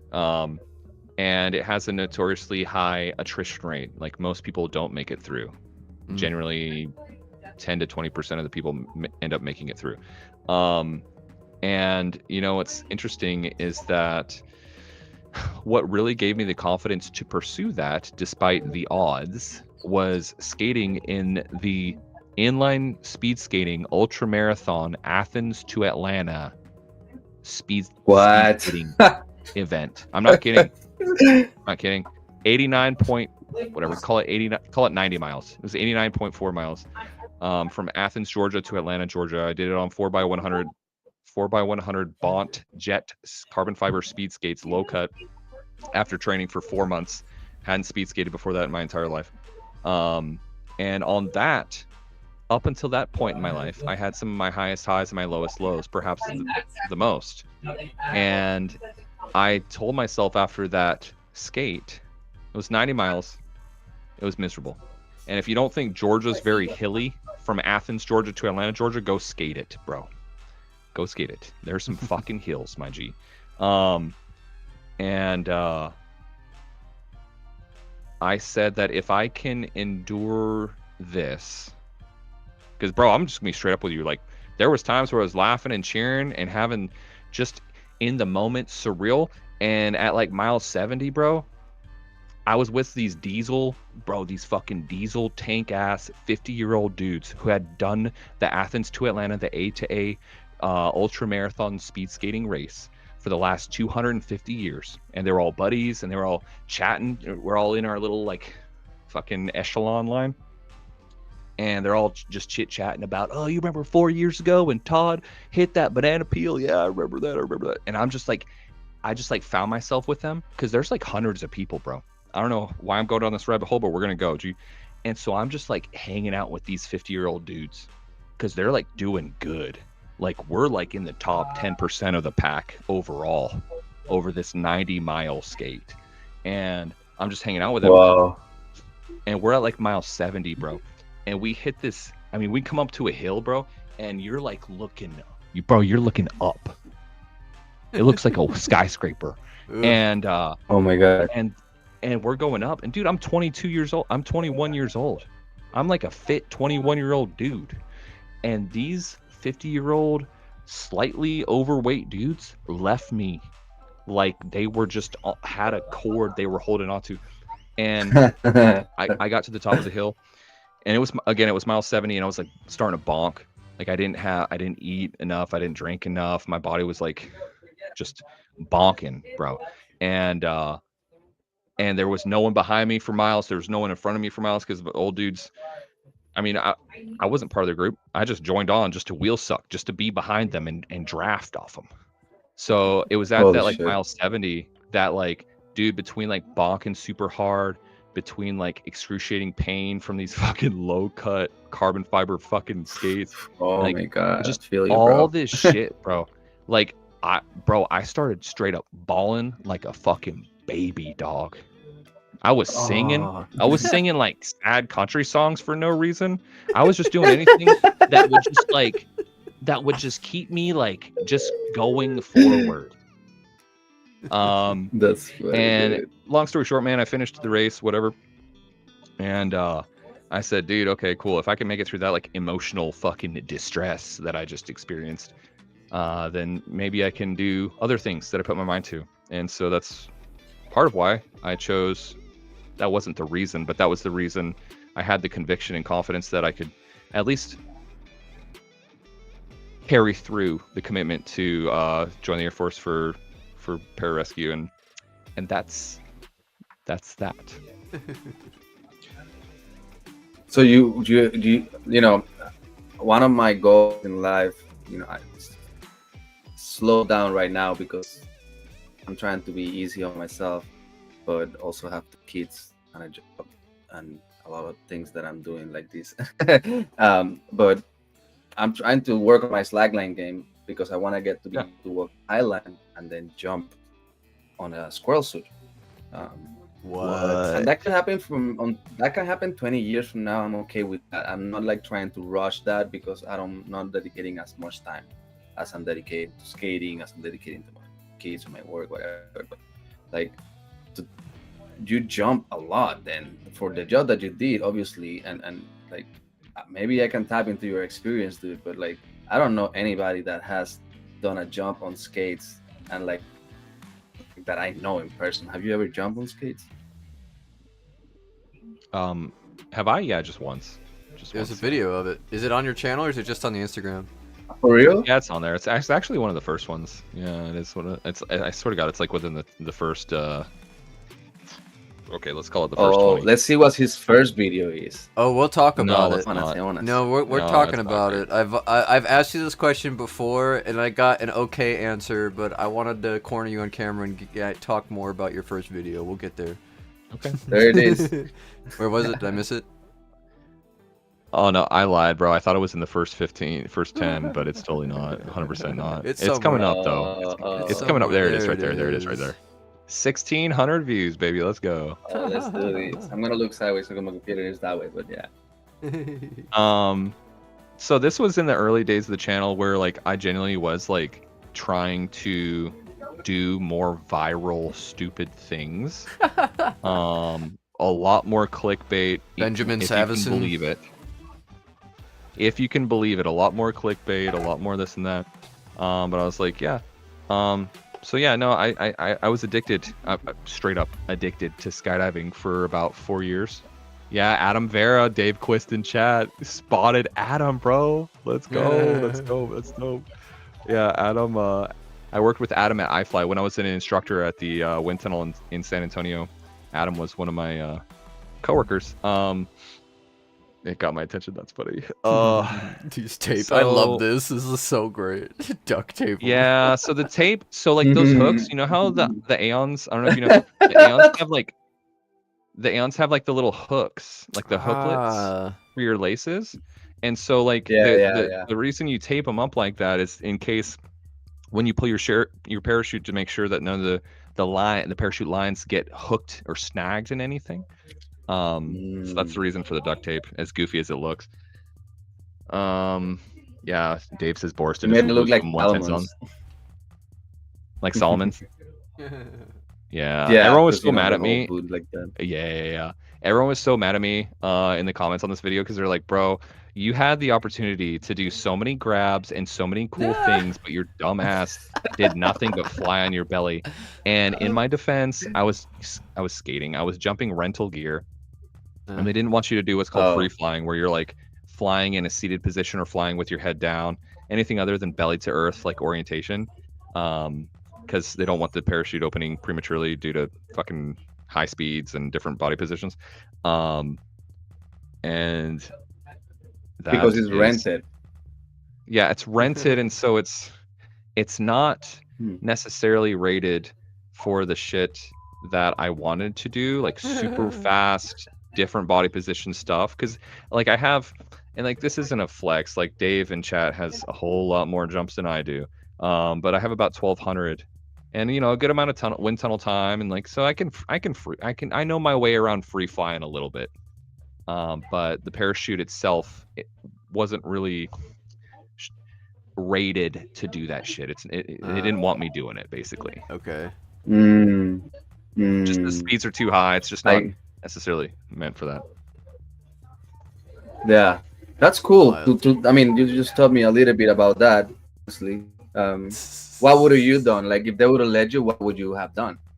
Oh, a whole lot more shit. See how I'm like flying sort of upright here with my feet towards the ground?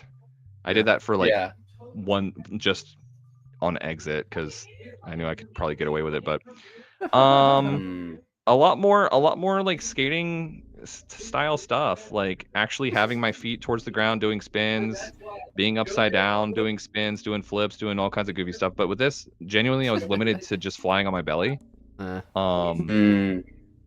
So it is what it is, man. It didn't go viral, but we should have thrown you a rail with 2 parachutes, and you have to grind in between it or something like that. Like, that'd be trippy. They do have a lot of games they play in skydiving where they have like hula hoops that you have to fly through, and like all kinds of fun games. So yeah, we could probably figure something out like that, honestly. That'll be really cool to watch. Just saying. Yeah. Saying. Oh, I think that'd be hype. If we can figure that out, that'd be super sick. I miss jumping, but my neck doesn't. I broke my neck in the military jumping. And what do you mean by bro? So like when I opened my parachute, because like right here, like I'm flying at about, call it 120 miles an hour, right? Like terminal velocity. And so a lot of people think like, oh, like when I go skydiving, I want my parachute to open really fast so I'm safe. No, you don't, because you don't want to decelerate from 120 miles an hour to 0 very quickly. I can assure you, because your T1 vertebral body may get a compression fracture. And so, yeah, no, my parachute opened too hard. My T1 vertebra had a compression fracture that I didn't know about, and yeah, so probably not gonna be jumping as much anymore. So. Does that affect when you're skating? Not really. But Libby says that's why he's a quarter of an inch shorter than he used to be, and that's facts. That's fact. I literally am a quarter of an inch shorter than I used to be, which fucking pisses me off. But I'm still 6 feet with shoes on. Okay. I put pennies in my loafers. Claim it. But But no, the neck thing doesn't affect me while skating. It's normally just like doing dumb shit in the gym that I probably shouldn't be doing, like lifting weights over my head that are too heavy. Every now and then I get like muscle spasms and stuff like that, but it's whatever. Shit happens. So, is there any exercise that can allow you to like build muscle around it so you don't get hurt? Yeah, like I do. Like when I was an instructor, we had the students, like we would come up with terrible ways to punish the students that we learned from our instructors from years ago. But yes nos. They call them yes nos. So you basically lay on the side of a, you know, whatever, a step or something with your head off the side, or like on the side of your bed or something, and you just do you know what I mean? Just Neck like crunches. Make the yes motion, and then with your head still like elevated off the side of your bed, just make no. Like do yes nos, and they would make us do that with like, you know, Kevlar helmets on, which are heavy, and so that gets old real fast. But Yeah. that'll make your neck stronger quick. And I used to do those more, but I need to do them more now. Yeah. Man, well, I just learned something that I want to start doing. That's cool. Yeah. Yeah. They Because I feel my neck is sometimes like if I don't feel when I'm landing on a big trick, and because I like stomping, right? But when I'm landing on a big trick, besides the stomping, I like to compress all the way down so I don't really take any impact. But sometimes when I'm going down, if I go too straight, I feel my neck, and it's not the strongest. To be very honest. Yeah. Oh, those will help, bro. Those will help for sure. Yeah. Cool, man. Thanks for the tip, bro. Thanks for the tip. What? Yeah. No doubt. But I don't want to get away from trying to see what the first video was. Bro, it's not even worth talking about. It's just some goofy ass video. It's not even fun. Actually, I don't even like. Oh, really? I just want to know inspiration. Oh God. What you were thinking when you like were sitting down at your computer He's editing putting you on the this. spot. I love it. So Ben, I have when was nothing this to video do with made? this. Can you look at the date? Real quick? Yeah, give me just a second. 2 years ago, May 31st. Hey, 21. What year? That was just 3 2021. days ago. So 2 years and 3 days, or three years. Is can't it do 3? math. Is it 3? It was 3 years, right? Yeah, 3 years. Why does it say 2 years? YouTube's weird with that It shit. is weird. It is. Yeah, Metzi, you can't hear this, but there's a song, the song that starts playing that we have added to the playlist for the stream. Love it. Okay. Gotta pump. Long it story up. short. Long story short. I started investing in Tesla stock in 2020, in the crash of 2020, March 23rd, more or less, and I made this video because I started very seriously following Tesla stock. Yeah. And I was like, let me test out my editing skills. I was inspired by a similar video. I was like, let me test out my editing skills and try to make this shit. And that's the story behind the video. It's tedious. Yo, you're killing me, bro. Yeah. I also bought Tesla stocks around the same time. Did you? Did you? Yeah. I'm not very proud of it, to be honest. I didn't do well. I didn't It was a really crazy know what I time. was doing. Crazy times. Yeah. I mean, I want to say I know better now, but I really don't. Maybe we should talk off camera about this, like bent out or something. Yeah. Gotta love it. All right, but when you were creating this channel, like, what was the thought process for calling it what you end up calling it? Oh yeah, I always wondered that too. Yeah, and in conjunction to that question, was this video posted under the name My Roller Boot, or was there a name before that you changed? That's a good question. I'm pretty sure. Yeah, that's a good question. I'm pretty sure that's Gordon Johnson right there. Kathy Wood. It was a different gym channels. It was a different. I'm sorry. I'm pretty sure this channel was called just Ben or something. Ben. Ben the Realtor. It was just called Ben the Realtor or something. Ben Diesel. Wait, what was the question, bro? What was the other question? The name. Was there a name you were considering? Oh, I rollerboot? No, bro. I'm actually pumped. Sean says, "Do not invest in 1,000 pairs of Crocs." Why not? Come on. Oh my god. Okay, the name. Okay, so I had. We're not really friends anymore. I hope she doesn't see this. But I had a friend, and we would joke around about like we would almost like goofy role play, which sounds really kinky and weird, but it, damn, this is getting weird. But like she'd Get it, be bro, like, get it. Yeah. because I'd be like, I like go out skating or whatever, and she would, and we're both from the like the same town, Lake City, Florida, which is like actual redneck town, USA, bro. And so we'd both she'd just be like, Ben, why you out? And she'd like lean into the southern accent. She'd like, Ben, you need to stop fucking skating around on them damn roller boots. You're gonna hurt yourself out there. And I'd be like, no, I love it. You ain't gonna never stop me. You ain't gonna never stop me, damn it. You need to grow up, kid. And so I'm pretty sure she came up with the name. She called them roller boots one day, and I'm pretty sure. So that's the thing, bro. I don't even know where I got the I from. I think I sat down for 2.5 minutes. I was like, what am I gonna call this fucking I Robot thing? iRobot didn't even come into it. It was just I rollerblade didn't come in. It was just, hey, she said I roller boot. I thought it was funny, and I do it. So I roller boot. That's it. Y'all see how deep I am? How fucking intellectually how deep this goes? Yeah, the I stands for intellectual. Intellectual roller. Exactly. Yeah. Y'all didn't know that? I love it. I thought that was implied. Come on. Yeah, right. Like, yeah. So that's the name. Yeah. Yeah, that's the name. Beautiful. I love it. But when you started that, did you like thought about it as a passive thing? Like, it's gonna thing that I do here now, but or you thought that you're gonna do it like now, like you had it now constantly, like it was a commitment thing for you that you committed to do all a long term, or it was like a thing that you tried? No, bro. When I started the channel, I was literally like I didn't even say it on the first video. I'm like anti-commitment.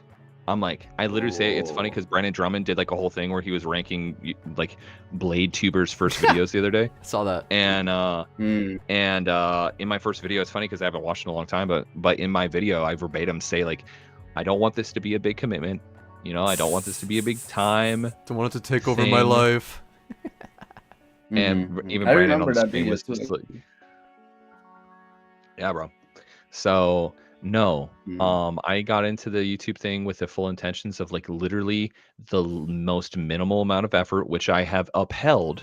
If you've seen any of my videos over the last 3 years, Please. Reality top horns look so good, bro. And that's that.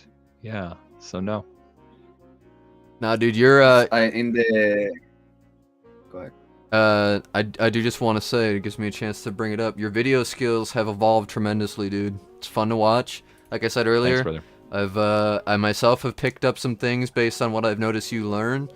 But your dedication to teaching yourself, it's good stuff, my man. I think it's impossible.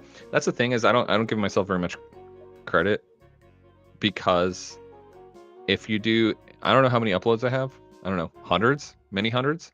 It's like if you tell a gorilla to make YouTube videos long enough, it will figure out how to make them slightly better over time. And it might be an exaggeration, but I'm just, again, I think I'm just too dumb to give up or whatever. And so at some point, I think you're gonna just make things because you pick up on the subtle cues, you pick up on the comments that people say, you pick up on the metrics, the analytics, how the video performs, the click-through rate. Does the thumbnail look good? Do people actually give a shit about the title? Is it an alluring this, that, and the other? The retention rate, like where did people stop watching the video? Oh, it's because it was boring. It's because you're just chatting at the camera for 25 minutes without any cuts or any B-roll. Okay, word. And so like, I think if you're just committed, not even committed, but like you just see these data points. It's like, okay, these things are telling me how to make my videos less shitty. Let me respond. Let me try to fix them slowly over time. That's interesting, because like it makes me think like your passion is it's driven like be linear. Like when you're thinking about what you're doing, it's not only when you're skating, it's not only about the frame of video, it's not only about how you're gonna edit it, it's also like what you want to accomplish to make it better.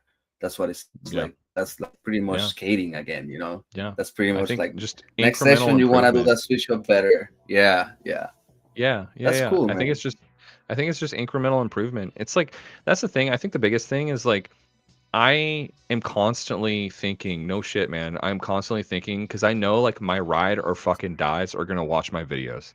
I know they're gonna watch my videos, even if I put out me trimming my toenails, which you can check out on my OnlyFans, irollerboot.com/OnlyFans. But you actually have an OnlyFans? No, I don't. No, I don't. But I know my ride or dies. I live and die for my ride or dies here on this channel, straight up. And I know they're gonna watch. I know a lot of them are gonna watch whatever I put out, and I don't want to waste their fucking time. So I'm constantly thinking about how can I not make them come away from the video like they just lost 4 minutes of their life.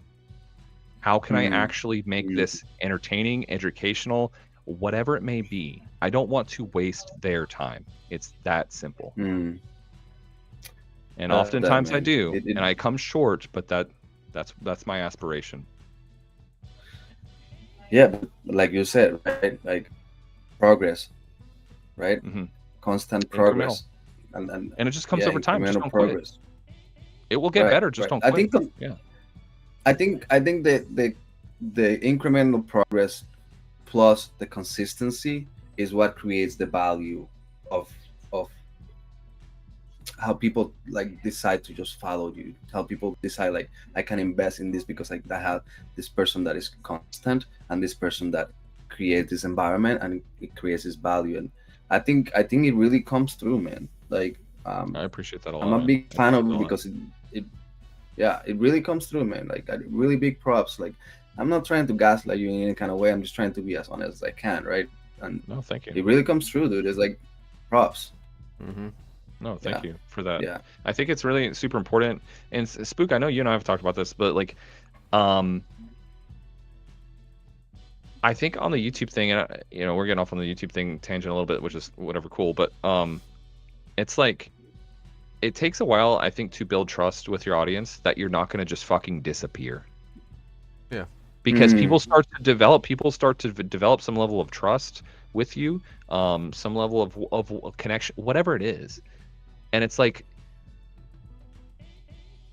you have to sort of prove that you're not going away tomorrow. Like, you're going to keep coming back and you're still going to be here to earn people's trust and earn people's attention. And that's the hardest part. You're not only a content creator and curator, you're a community space, right? You create this space in the community now you value, right? And you wanna cherish that, and you wanna continue to grow it, and you wanna continue to harvest so we feed it back. So it's like investing from like the heart. It really comes through, and it keeps showing better stuff, and it creates a space for people to come to. So when you create it in the way you're creating and the honest, like it's very honest, like you're able to verbalize the intentionality of it and also put it into the content, and that is a safe space for me. Sometimes in between things, like sometimes the same thing with Josiah, what I log into you guys, I'm very busy. Like I like to be busy, I like to stay busy. So it's really hard for me to feed my time into watching your content. But I watch you guys, I watch Jump Street. Every time that I see that you guys are live and I have this break, dude, it's my I can see it. I'm being community without having to share physical space, because for my job all I do is physical space, you know. So it's really good, man. Like it's really, for me, it creates a space and you're creating that space, so maybe that's why. I love that. I love that perspective, because I don't, you know, I hear that sometimes, but I don't know, because a lot of times on my side, I'm just like putting shit out into the world, and I just like fucking hope that people like it. I just hope it improves people's lives in some tiny, infinitesimally small way. So to hear like feedback like that is invaluable to me. If and I really may, appreciate that.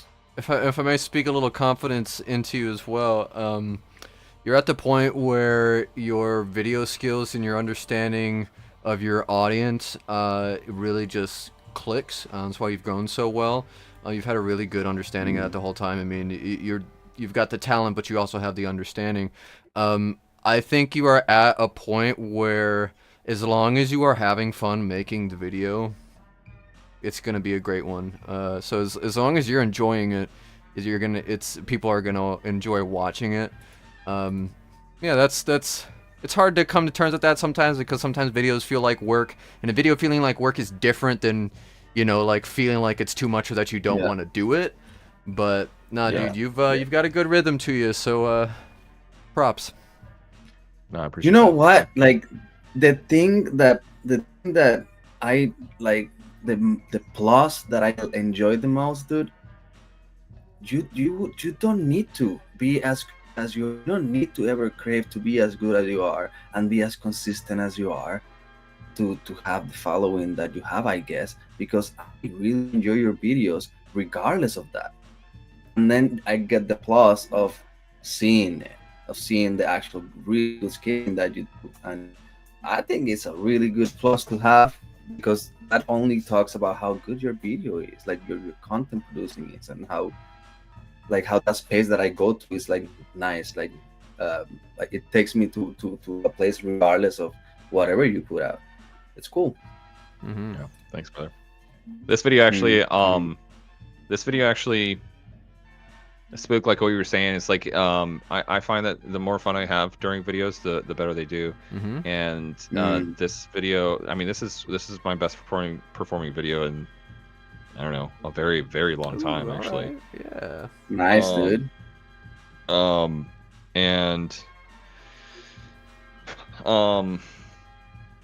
Yeah, it was just very fun. I was proud of editing it. I spent a lot more time editing it than I normally do. It was 14 hours of skating. What? I didn't take my rollerblades off for 14 hours. I haven't done that since I was 14 years old. I love that for you. So I'm super proud of this video, and if I could, I would make videos like this every single day, straight up, period. Yeah, dude, I totally understand that. It's a good feeling. Yeah, when you enjoy something, it really comes through, you know. It does, bro. It does. I was mentioning the authenticity. Yeah, I was mentioning that about skating too. Like if you're really enjoying it, it comes through. 100%. Yeah, you can tell in just the body language. When someone's feeling a trick, when someone's feeling good, having fun, dude, you can sense it. 100%. It's the same thing with about me crying in chat. What's up? Do I look like I'm about to cry? People are talking about me crying in chat. Yeah, you were choking up there. No? We heard it. You swallowed your tears, but you're good. Nah, I was about to cry earlier. No, in the first 30 minutes where y'all had a bingo card. Yeah, are we gonna get Ben to cry on the first 30 minutes? I saw that. Ben, come on. You know, if we want to make you cry, we could. Yeah, that's true. That's true. Man. That's the thing, bro. Because this shit is not about money. It's not about, like Arlo said, bro. It's not about fame. It's not about money. It's not about this. I don't know, man. For me, it's a combination of having almost daily goal, and having a daily goal and something to be productive towards. Because I think without having something to work towards, I know at least for me, I fall into a dark place of meaninglessness.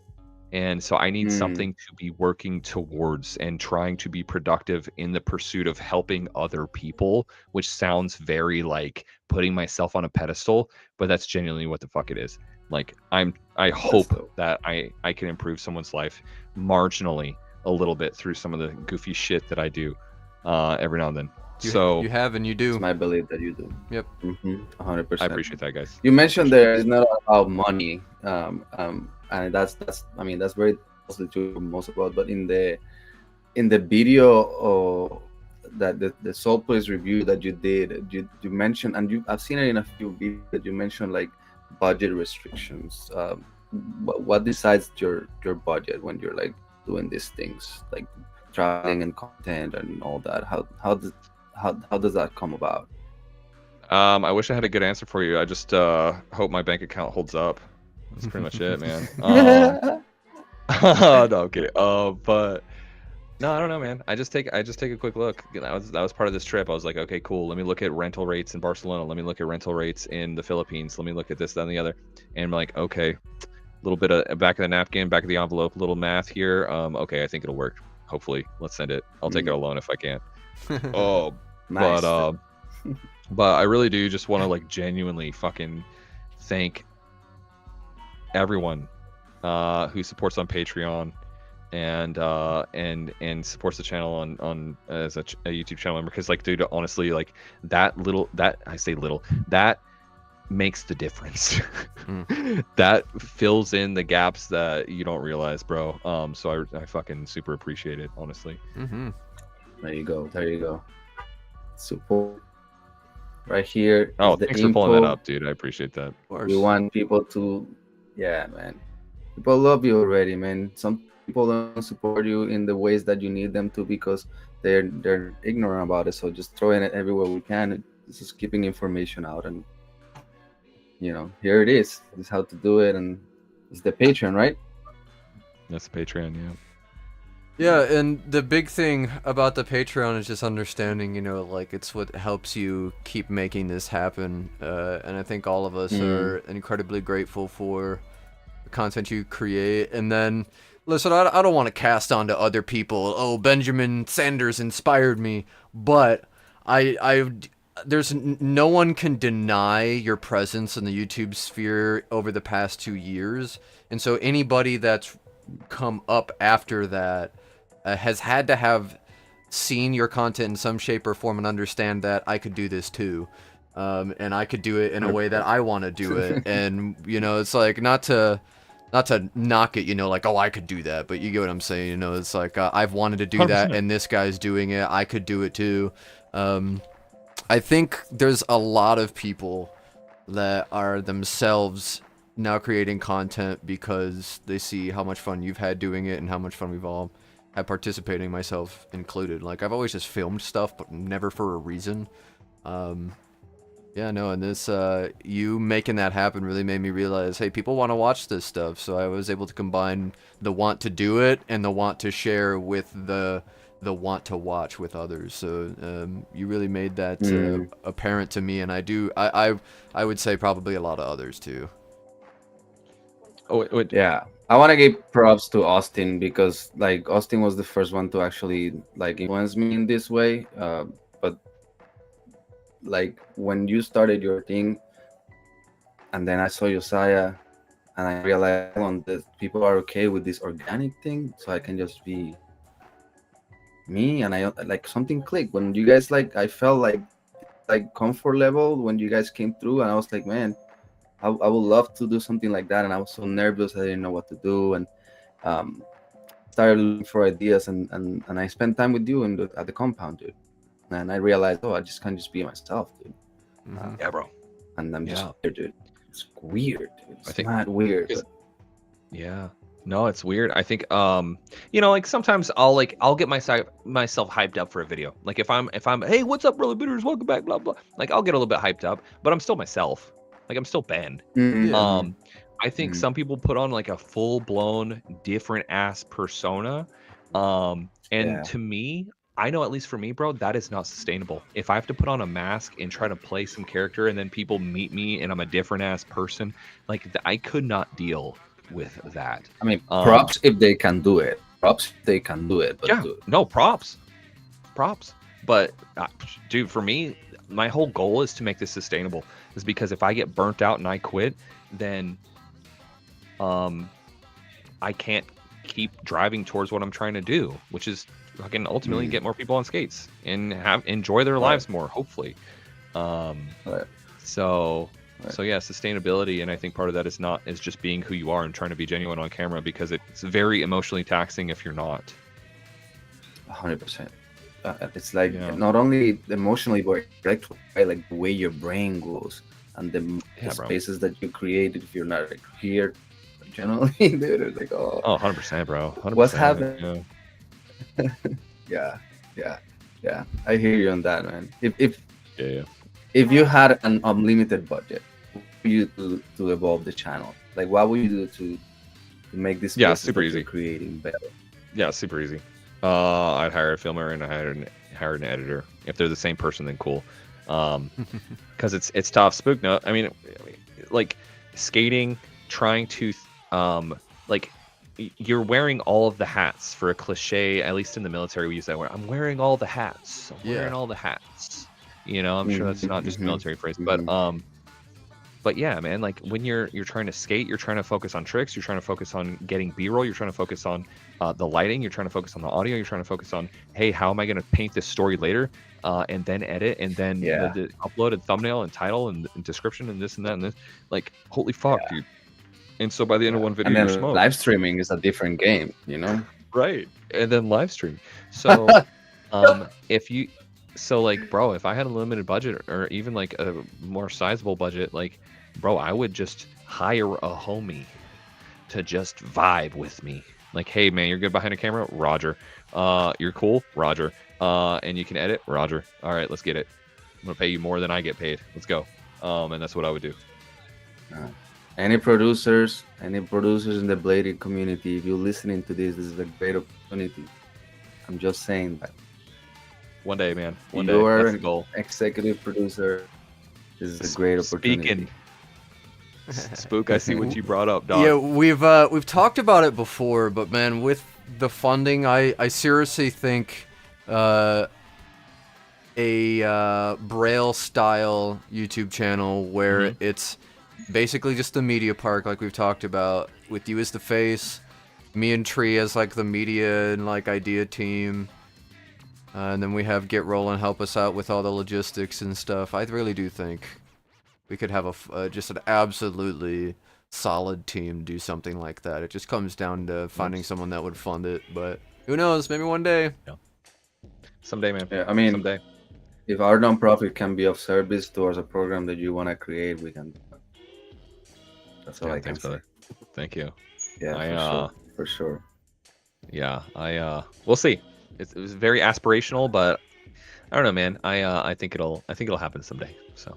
Oh yeah. But let me tell you this: I don't wish for this channel to boom because of you. It's because of the benefit that you bring into the community, you know, and that's only sustainable if the community supplies back to you. If we find a way for you to make it sustainable, so we can keep it, you know. It's like the same thing with Ramp and Camp. It's the same thing with Spook, you know.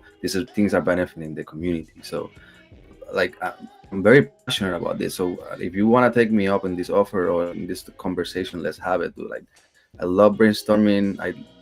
When you're doing the streaming, I realize how invested you are in the community. Like genuinely, like, because the live streaming is like I said, it's a completely different game, dude. Like, I've dabbled in everything else, but the live streaming and the way you do it, it's very impressive, dude. And I think it really brings something that we didn't have, and I want to be of service towards that as much as I can, you know. I appreciate that, brother. Thank you so much. Yeah, for sure, really, for sure. We'll make shit happen. We're gonna make shit happen. We're gonna make it happen. Let's do it. I'm down. Anything for you, bro. Let's do it. This is a great moment, by the way. Like, I think I was around when you were doing this video with Cameron. This is the game of skate, right? Yep. Yeah. Where's we need to go back and we need to go back. That just shook you to your core. That, like, I've never seen you just absolutely so shook before until Cam did this, and I was just like, oh my god. I was super shook. I remember the face. Let's see, where was it? People don't know. People don't know that you were like. Is it here? Oh no, I have a helmet on for it for sure. Oh, that's right. Yeah, you had a helmet on for it. Oh yeah. The people. What did you say, Meta? I just wanna. people don't know that you were pushing, like you were doing push-ups in between all the tricks that you were doing before you even started this game. I gave up, but it's dude, I don't know how you do that. Yeah, Yeah, right. we had a thing where like I think if you miss a trick, then you do like whatever it was, 5 or 10 push-ups. That shit got old quick. Yeah. That shit got old quick. You got consistent fast. That's what happened. Yeah, bro. Pain is the best teacher. I don't know, bro. I still reflect back on this trip to the compound. I am bewildered. I'm bewildered how I skated for 4 days, all day. So well. Bro, to this, Dude, I mean, insane. I'm not saying it was good. I'm not saying it was good skating. I'll but, say bro, it was like, good skating. I still don't understand how I was still able to move at the end of the 4th or 5th day, whatever it was. I still literally, I'm not even trying to be hyperbole. Like, don't understand. Oh, there it is, right there. Yeah, I was shook. Yeah, bro, I I don't was think shook. you existed. I think it was your body. Your body was like, I'm skating. This is what we do now. We don't no longer walk and think. We just skate. Oh yeah, you were having a good This is what time. those- It's weird, man. I wasn't. The compound is a different Magical. world, ladies and gentlemen. Mm-hmm. It's a magical place. A for different sure. world. Ugh. Yeah, shout out to Oh Clark. yeah, that was scary. Yeah, shout out to Clark. Oh yeah. Big shout out to Yeah. Clark. Action. So that's a good transition too. I wanted to talk about your Coach Clark session here. So you've developed a great relationship with Faction in general, but one thing I really love is the nature of your relationship with Clark, and I really do see stars in his eyes when he sees you attempting something that's just that's pushing you. Because Clark's, we all know, one of those guys that wants to see everybody do their tricks better, and it's not because he thinks you're bad at them. He enjoys helping other people get that feeling, of getting a new trick. And so you can see with him, he's like, Ben's going to be able to do it, and I'm going to be able to push him to do things he shouldn't do. And you were rolling away with all of them, man. There was the few things like the what was it there? I think he wanted you to gap to sweaty and then back torque the kink or something. There was a few things that were just absolutely ludicrous that you went for the back torque too because you're a madman. That was insane because that kink is no joke. That kink box is gnar. It's pretty gnar actually. Yeah, it is. It's not easy, bro. Yeah. But Yeah. no, yeah. So in the times that Clark was giving you tips, you'd always walk away with the trick and with like a solid landing and solid understanding of how you got the trick now. So I guess I'll just straight up ask it. Do you find Coach Clark to be intimidating? Not to be honest. Intimidating. No. I think Clark is Clark's like a big teddy bear dog. He'll shoot you straight. He'll shoot you super straight with like what you're fucking up with your trick. Oh, yeah. And he won't sugarcoat it. But I don't think he's like intimidating necessarily. I think he has a deep wealth of knowledge about how to help people unfuck themselves. I'm sorry for all the cussing. On how to help people streamline and optimize their rollerblading aggressive tricks. So no, I don't think he's not like a scary dude, but he is very direct in his feedback on what you should change and improve on your tricks, which I appreciate. Like that's how I honestly 100%. think like that's how coaches should be. Like, dude, don't sugarcoat it. Tell me what I'm doing wrong so we can fix it and move on, G. So I appreciate that. Yeah. Yeah, I love that. I got that vibe when we were out there. You seemed to just really be soaking it all in because, I wasn't able to skate, but I found myself even being like, oh, that makes sense. It was pretty fun. Mm-hmm. Yeah, no, Clark's a fantastic coach, dude. Mm-hmm. He knows what he's talking about, 100%. I don't think people know that, right? Like he's really good at that. Like, Oh yeah. in one session, he took me to a different level. Like, he took me from throwing spin grinds into doing spin grinds. Mm-hmm. Just 3 comments, dude. Like it's like somewhat like he's able to really articulate what you really need to do. It's nice. It is strong. I say that I want the people that can hold me accountable and not have hairs on their tongue to be around me, so I can keep progressing in Yeah, I everything, mean, in life. I'm not, yeah, absolutely. I mean, it's one thing to be direct; it's another thing to be disrespectful. And Clark's not disrespectful. I mean, he could be funny, right? He says stuff tongue in cheek. Right, yeah. But yeah, like just direct coaching, direct feedback. Like, hey, like, just shoot me straight so I can fix it. Let's not waste time. For sure. Dave. For sure. But yeah, man. What else, dude? What else? What's your ratio now? Like, you doing more videos than streaming? Yeah, man. Here's the thing, bro. Because I'm here in this Airbnb, and I guarantee this very nice lady behind me can probably hear every syllable of my deep ass, not deep voice. So that's the thing. Y'all know I like to get loud on stream. Dude, I like to just take my aggression out on the audience. You guys know I love you, and that's why. Yeah. You guys know I love you, and that's why I yell at you sometimes. This is why I have to yell. You make me do this. I'm happy we're talking about this. You make me like this. No, it's just tough, bro. I really don't like streaming when I have to like try to like tiptoe around and like this, that, and the other. So it's tough. I don't remember what the question was. What was the question? Oh, no, if you do the ratio, like the ratio. Yeah. Mm-hmm. I don't know, man. Honestly, and you're explaining why, which is answering the question. Yeah, my bad. Yeah, I just do things as it comes. Like if someone hits me up to go skate, then I go skate. If I find a spot like I did the other day with those angled ledges, then I go skate. I used to like hold myself to the standard, bro. Like I'm gonna put out a video every day, and I just found it wasn't sustainable. I was driving myself crazy. In addition to trying to stream every day, like it was just too much. I'm glad I tried it. I'm glad I went for it. But is it possible? Yes. Would I be happy? No. Would I keep doing it? Probably not. So you learn from it. Exactly. Either win or you learn. Like So yeah, man. Like yeah. So now that's what you're doing because of that. Yeah. So yeah, I haven't been streaming quite as much. Yeah, just because. I don't know, man.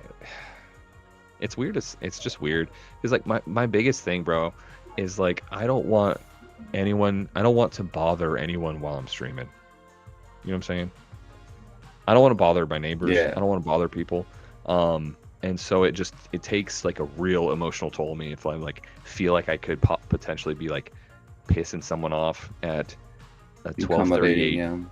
I mean, it's like 12:38 in the morning here, right? Oh wow. So you know what I'm saying? That's why I haven't been streaming as much. I'm trying not to talk too loud, but if I had my choice, I'd be just like basically yelling half the time. Yeah. Is that your favorite thing about like streaming, that you can like just burst out? Oh yeah. I don't stream for the audience. I stream for me. It's an outlet for aggression. That's it. Yeah, that's it. It's aggressive Ben. Yeah, no. I make videos for the audience. I live stream for me, so I can just yell and scream and get shit out of my system. I'm just kidding. Kinda. Is that like is that true to at least the degree that when you are streaming you feel like when you're done you feel like you've accomplished something, almost some stress relief, or does it feel like a job, like a task? No, bro. Like, there's some streams I get off, like Left vs. Right, when I'm trying to juggle all the shit. Like I get off the Left vs. Right, and I'm like, okay, yeah, all right, we're good. It's a lot. But like normally, like most of the time when I get off a stream, I'm just like, cool. Like I feel good. I felt productive. Like we had fun, and I yelled and screamed a little bit. Sorry, my bad. But yeah, no, it's usually a good feeling. Every now and then a stream doesn't go well, and maybe there's a troll in chat, whatever it is, but it is what it is. You roll with the punches. But yeah. Either direction, right? In either direction, what's your most memorable experience during a live stream? Ooh, damn, bro. I haven't thought about that at all. Most memorable live experience during a live stream. I mean, it's hard not to say bitter cold. It's hard not to say bitter. He's got a bell. I love it. I feel like he just cleansed my essence there with that tone. It all came back to me. It would be hard for me not to say bitter cold showdown. Like, that was epic. There was Spook Wackadoo right here to that crazy fella. my right, your left.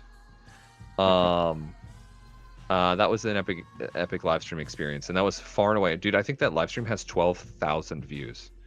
I mean, take a look. I was there and I was still watching your live stream. yeah. Like at Bitter Cold Showdown, they were playing the live stream. Yeah, like in the other room. I might have lied. I was on my phone next to your booth, okay. watching it because you still had the best view. Now this was a live stream where I got off of and I almost fell asleep. I almost fell down on the floor and went to sleep, mostly because I was a little bit hungover that day. But it was long though. It was really long. Oh, it was bro. That was one of the hardest streams. Just to try to be on it. That hundreds of people in chat. Go this and that. So that was a very memorable one. If there was another moment on live stream, probably when I broke my ribs on live stream after talking about paying for feet pictures on OnlyFans. You broke your ribs there? I didn't actually break my ribs. Oh, but you know what I'm talking about? Yeah. I was like, I didn't realize you actually freaking maimed yourself. No, I didn't actually. I should have broken my ribs like 27 times, like in the last 3 years. It's what I deserved, but it's what I deserved. But one of these days, I'm gonna have a fall, and all of them are gonna break just to make up for lost time. To be honest, man, that's a really good question, Meta. I'd have to reflect on that a lot more, to be honest with you, because like the big one that jumps out at me is Bitter Cold. But besides that, like there's so many funny, crazy, awesome, goofy experiences on live streams that I'm so grateful for that I'd have to sit and literally just think. You know what I mean? Mm-hmm. No, I get it. I get it. That's dope though. Yeah. Yeah. It's cool the Bitter Cold experience though. Yeah. Hey, look at that hair. There we go. Oh, there it is. I couldn't believe this when you bro. asked me to help you either. I was like starstruck. I was like, oh my god. DI roller boot. Dude, it was awesome. Spook, you're on point. You're on point on this. I kept getting everybody's name wrong, calling the tricks wrong. Hey, what matter is that you look on point, dude. Let's take to the facts here. Exactly. Yeah. I look the part. That's what matters. This was the day I met Shawn Michaelson too. Oh, for real? Yeah, this was the same day I met Shawn Michaelson for the very first time. For the only time so far, actually. But yeah, I think I met Shawn in passing here, and then him and I really got to know each other at Rampant Camp. Shawn's a cool guy. Yeah, I met him at Rampant Camp. Yeah. Shout out to Shawn. Yeah, Shawn's the dude. Always supporting too, man. Oh yeah. My mic is still dented from these. Can you see that? Yeah. My mic is still dented. Is that from live from streaming? This is from. I broke a monitor. I dented my microphone. All from. Oh my god, dude! All from putting all this my live streaming gear in a fucking checked bag with Delta Airlines or whatever it was. The pain. Yeah. It gives it character though. It's a little. It's a little dimple. It's a little dimple.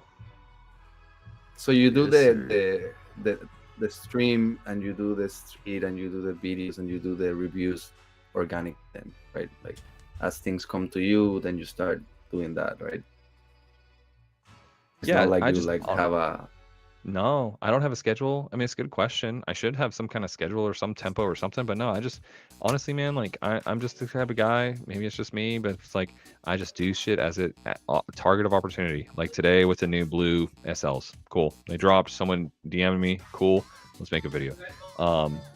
So I just find that if I like have like a set ass like. Except for like maybe left versus right, which even then we don't do it at the same time, but we do it every Monday. That's like my biggest commitment, time scheduling commitment, which is nothing. But yeah, no, it's like I just want to make this as sustainable as possible and just like do things for fun and do them as they arise. And And I think that will keep me more energetic towards what I'm creating in the long run. Good. I think it's also like keeps that very fresh, genuine, organic vibe of like this is just now. I like that a lot. Like, cool. Yeah. Let's make it. Let's do it. Yeah, talking about LVR, would you attribute the success of your channel a bit to LVR? I think so. I think like a lot of the success. That's a good question, man. Obviously, in part, absolutely, because I didn't even plan this, but after like a few months or a year of doing it or whatever, I was like, oh shit. So we're just, hey, people can send me their skate setups for a little competition that we're doing for funsies. Sometimes there's prizes, but it's like, okay, people DM me on Instagram. And then I almost realized at some point, I'm like, oh shit, like a lot of people are following me every time we do an LVR because I think they have to follow me or they think they need to follow me to message me. I don't even know how it works. I don't even know what my settings look like. But it's like, cool. It's like, okay, people are following me. I think there's more subscribers because maybe some people, because generally on Monday Left versus Right skate setup competitions we have, like generally the chat, like more people are watching the stream. It's like 20% higher than normal, maybe more. Like I think we had over 100 people in the last LVR, I think. Yeah, no, it was. Yeah, which is really good. And so to answer your question, yes, I think Left versus Right started as like a funny little quirky thing. I don't even remember how it started. Maybe you do, Spook, but but yeah, no, I think it actually turned into this thing where it's like, cool, it actually does help grow my Instagram, and I think it's helping to, because I think people like competition. Yeah, like it's fun to watch like a skate section. It's fun to watch this and that, but like sport exists for a reason. Skate competitions exist for a reason. Like it's fun to watch two people, or however many people, competitors compete.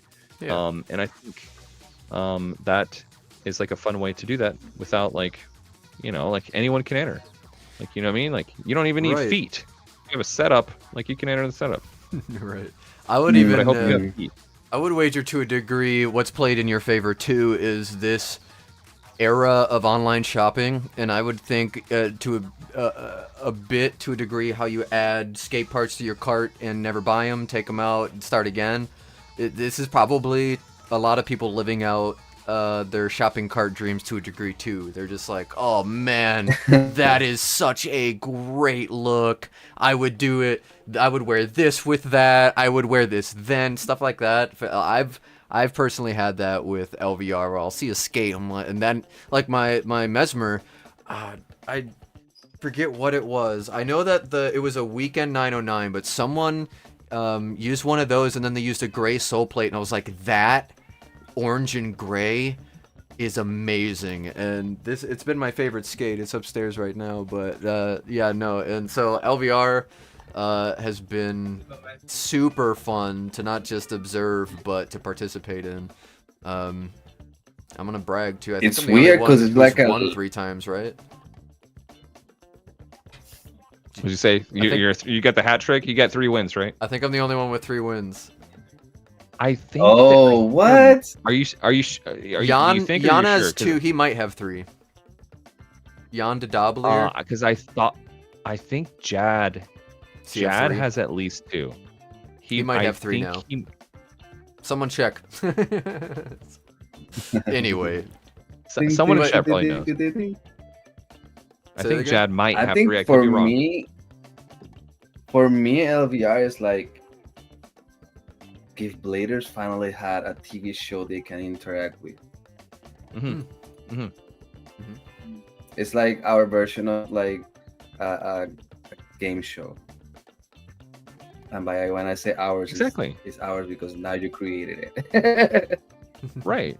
And it's not about like, it's fun because to me, I think it's honestly LVR turned out to be this like great thing that happened, I think sort of by mistake, because a lot of people can interact. You can enter your skate setup.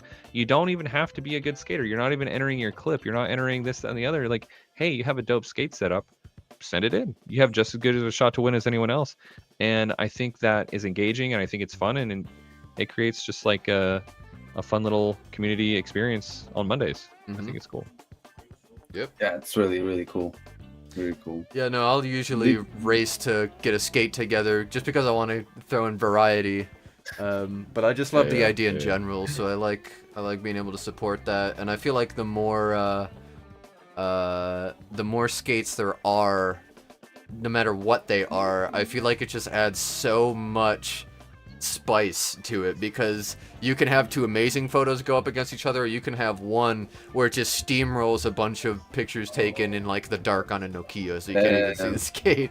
And so it just, that's the thing, you don't know. It creates this dynamic. Exactly, it creates this dynamic that you never know what you're gonna get. It's really fun. Right. And even despite all my like rigging it. I bet it's fun to host it though, right? Like you have a lot of fun doing it, right?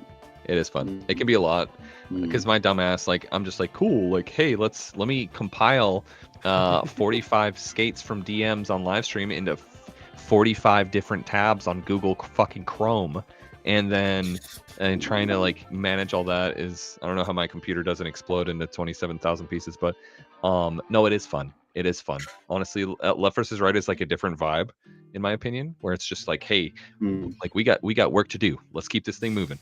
And so it's fun for me. It keeps me on my toes, and it keeps me like at least moderately more organized than I normally am, which is not at all. But no, it's super fun. Super fun. It gives me like my little rhythm. It reminds me what day of the week it is. It's the only thing that reminds me what day of the week it is, honestly. And like, so why do you doing LBR? Because you remind me it's Monday. That's it. I need to start to the week, man. That's funny. I mean, I could set a reminder on my phone, but LBR is easier and it's more fun, so we're good. Yeah, it is. A dream goal for LBR could be that it gets so important that the companies are actually entering the LBR, and they're like sending you their skates, you know? I'm honestly surprised that we haven't had like Long or Law or even, I mean, Clark, has he submitted ever before? Oh, it's like, I'm just surprised with people with all the parts. They understand their responsibility. They have great power and great responsibility, and they don't want to steal from people, so they don't just create the like most fire skate. Like who runs Intuition Skate Shop? Matt Mickey. Yeah, he could, you know, like he could create something amazing, just quick, send you a picture in the middle of the day. Can you imagine we just had like skate shop or like skate companies, like John Julio submits one, or like skate shop and skate brand owners? You know what would happen is someone would reveal a skate on your channel at some point, and then everyone would vote for it. Ooh, yeah, exactly. That's the secret card. That's the trump card right there. That's it. That would be so fucking hype, dude. That's such a good idea. That's such a good idea, actually. Pitch it to someone. Who knows? Echo. Bro, can you actually? That would be. We should fucking do that. You should reach out to every skate brand. Reach out to every skate brand and like give them, and then maybe it's just for bragging rights, dude. We just came up with a fucking idea. Let's make this happen. It could be epic, dude. Chat, are you in? Is this a good idea? Everybody's in all the time. We're here for it. Chat, are you in? Amazing. Have you had any companies trying to get you to review things, and you had an odd experience with them? And I had would you say a bad experience? Odd. I mean, like I get emails a lot of the times from what I think are scams, where they're like, hey, I roller boot. We think you're perfect for our makeup. We want to collab with our makeup brand on your channel.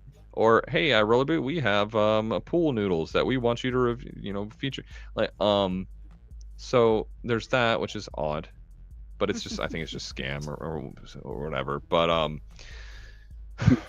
Odd. I don't know, man. I feel like it wasn't odd, but like there's been a couple. There was one where like some company, I don't even remember what company it was, but like some like Wish.com, Amazon skate company reached out and was like, "Hey, we have some of these rollerblades." And I think they might have been aggressive, but it was a little bit odd. I think I said yes. I think I was like, "Yeah, let's do it," and I never heard back. So that was odd, I guess. All right, I'll take that. Yeah. Yeah, there's a lot of like those messages, right? Of like, hey, we think you're great for this branding. You want to be an ambassador? Yeah. You will get this and this and that. Yeah. There's so many of those. Mhm. Yeah. So many scams like that too. Yeah. So, Yeah.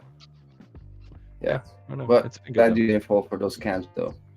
Though. I'm just wondering Yeah. like how it is like with the industry and so on. Like how do you see the industry skate through what you do and the future of it, and how do you as a streamer or as a person doing what you're doing, or just Ben doing what you're doing, how do you think about the industry and the future of it? I guess as it relates to like my channel and the streams and stuff, it's like I mean I've made it pretty clear like I could be, it sounds really like like I'm slapping myself on the back, patting myself on the back, but like I could be sponsored by a couple brands, but I choose not to be because I want to remain as unbiased as I possibly can for the things that I'm skating. So I say this all the time, but it's like if something's on my feed, if I'm skating something, it's because I choose for it to be there. Like, yes, I may have gotten it for free, sure. But if I didn't like the shit I was skating, I would just go back to fucking skating Colts and just skating off into the sunset. You know what I mean? Or just getting some damn whatevers, right? So I think it's the biggest thing I'm trying to do is like, and I'm not the greatest at reviews. Like Dave from Wheel Scene, in my opinion, is the best. Like he spends a lot of time, he picks up on the nuance of different products. A lot of times, like people will lend me a skate or a product for a day, and I skate it for one day, one session, maybe 3-4 hours, and I have to give my best, whatever impressions on it. And a lot of times, it's not complete. Like even skating a skate for 3-4 hours, like, dude, you can't intimately get to know a skate in 3-4 hours. Maybe you can. I can't. I don't think I can. You don't pick up on the nuances that you pick up on the durability of after 6 months of beating the shit out of it. Where am I going with this? Basically, At the end of the day, like with my channel, as it relates to the industry, like I just want to give as unbiased reviews and feedback and advice and tips and whatever the fuck it is, without any underlying financial motivations, without any underlying or otherwise, right? So that's pretty much it. Yeah, that's cool. That really comes through when you're doing them too, and it doesn't ever feel like you have an agenda or anything like oh I got this for free, so I have to highlight it better or something like that. It really has never come through like that, to be very honest. Which is I was like, yeah, every review you watch from you, I'll watch it, dude. Like for sure. I feel like I'm gonna find the honesty like 100% there. But yeah, shout out to Dave. I agree with you. He's probably the cleanest. Like he's really good. He's really good at doing it too. But like yours is like I'm talking to the dude and the dude is telling me what's up, and I'm like, all right, bro. I'm with that. I'll be clear. Like I go into every product or skate review like genuinely wanting to love it. Like I don't want any skate product or skate to be shit. You know what I mean? So I go in like really hoping it's fucking good. And if it's not, it's not. If it is, it is. And I try my best, and I feel like I'm getting better over time with skating more and more different products and skates and whatever. But I try my best to relate it to how I view it and how I think other people might experience it. So yeah, and at the end you can only just give your own perspective on it. So it's true, man. Yeah. Which it comes through, like I think one of the reviews you did was on the TV 64, and it was like very honest because you said it at the beginning, like I only skated for this amount of time, you know, and that was like the one I took. Then you did another one afterward. It was like you didn't have to do any of that, you know, but it's so genuine, it's so like real, you know. Yeah. And you just want to share your experience with people. That's how I perceive it, and that's how you get more people on blades, right? Which is what ultimately you want. Right. Absolutely. So. How do Fuck you this think video, by the way. can... Worst idea ever. Never, ever skate 9 different flat frames in a day. Stupidest thing I've ever done in my entire life. Unironically. Also, do you believe in life Why after all love? I know I flat? do. So dumb, bro. So dumb. Anyway, sorry. I think I cut you off there. Oh, it's fine, dude. We're just talking. Yeah. Oh, the TB. Any of those frames that you were like, oh, I'm not gonna try that again? Nah, the Kaiser, the metal Kaiser fucking stole frames. Yeah. Those are just a no-go. Those are just a straight no-go for me, straight up. Dude, Jason Coverstone skates those like just a madman. He's so good on those things, and I just don't get it. Same with Dave at Rampant Camp. He skates the soul frames, and he kills it on those. The guys with the really long dreads, that is like the wild man. Yeah. Oh, yeah, shout out to Dave. Yeah, he does. It makes that fat coping bar sing, though, when he grinds across that whole thing, does his perfect squash royale across the whole thing. That you hear it across the whole campus. It's so nice. Yeah. Dude, the Favre, when he sticks on the Favre, he sits back and like, what's happening? Because you're not like, if I'm not listening, if I'm not watching, I'm just hearing, and like, what's happening? And then you see it, and he's like sitting down, and he's like, You know what they really should do is they should just do a little bit of hatching on the top of that fat bar, so you really get the, like, it really reverbs and crazy good sound. Oh yeah, bro. That would be hype. Yeah, we need to talk to Tim about that one for sure. Yeah, Ben, we gotta get you back out there, dude. That's such a fun time. Yeah, no doubt. Yeah, I want to. That's a big one. I want to make it back out for. I guess it's not this year, but next one, yeah. I hope I didn't leak anything. We're not sure yet. We have yet to hear. Oh, not sure. Okay. Yeah. Who knows? Yeah. We'll see what the future holds. Yeah. What do you think? What do you think we can do to make more people or get more people on skates? Like, honestly, bro, this is gonna be such the fucking lame non-answer, but like, just keep doing what you're doing. Like, you guys have been absolutely killing it, like getting all kinds of different people on here to talk. And if it's anything like, we were talking about content creation earlier, and obviously we're talking about it now, but it's like, I know some people have it in their head that like, hey, more YouTubers equals more competition. I couldn't disagree more. Like, there's way more appetite for content than there is content to satisfy it. So in my opinion, like, your production value here on the channel, dude, you guys are absolutely fucking killing it. Spook, you're doing an incredible job, and getting like, you know, a variety of different people on here just to talk and chat.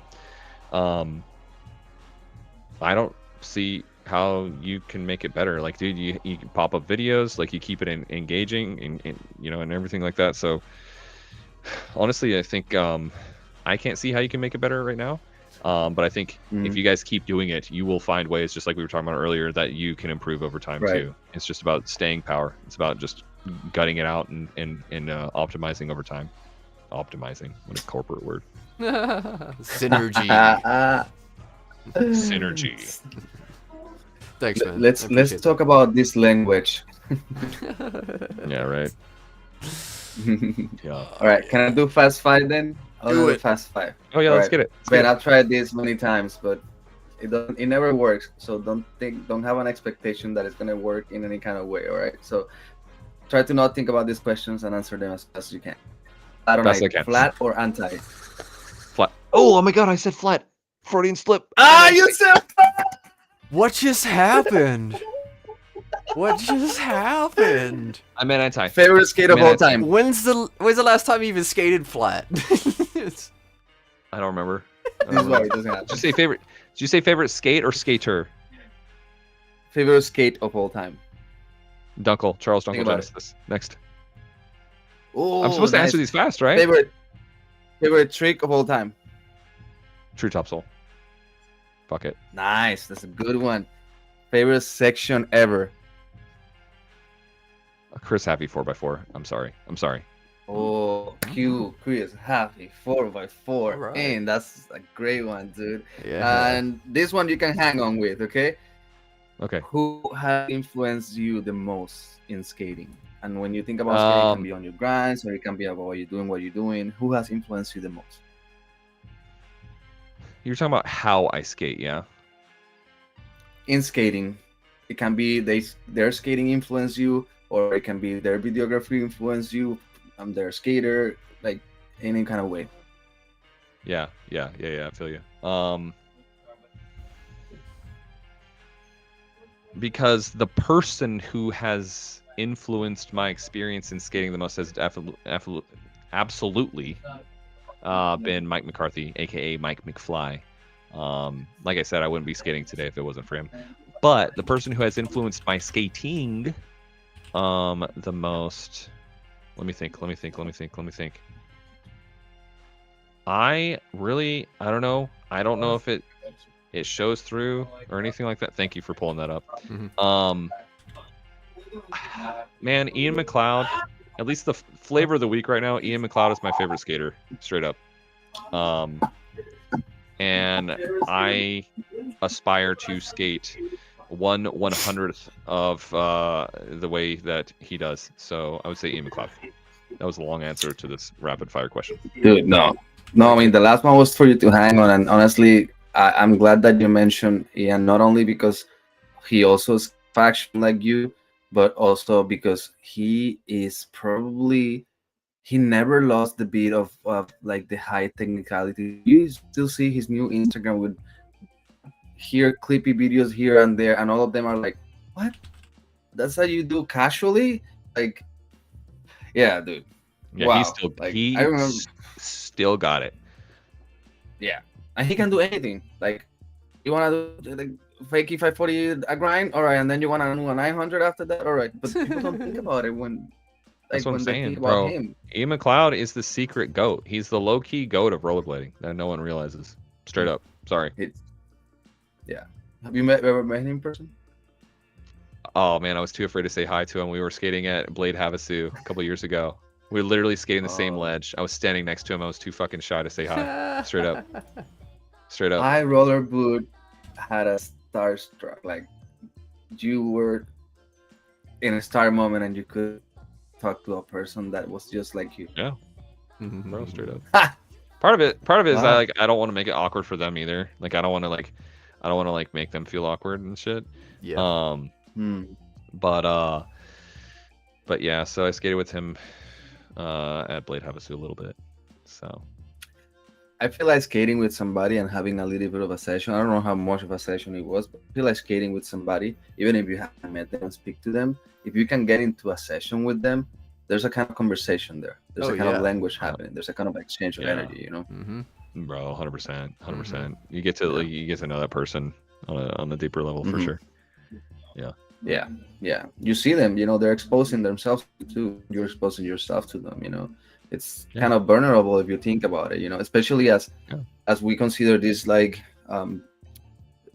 transitioning of era that we're doing from the machista era, where it was not like the greatest thing for you to highlight the dude that is doing something crazy, but now like that's just it. Now you're exposing each other. If you fall, it's not like this shaming thing. It's more like he fell, dude, and then he laced it. What the fuck? Come on. Right. It's a story, dude. There. Yeah, absolutely. Yeah. Absolutely. Yeah. Do you have a blading, like a crazy blading story to tell us? Crazy. Either from your travels. Yeah, let me think. Crazy.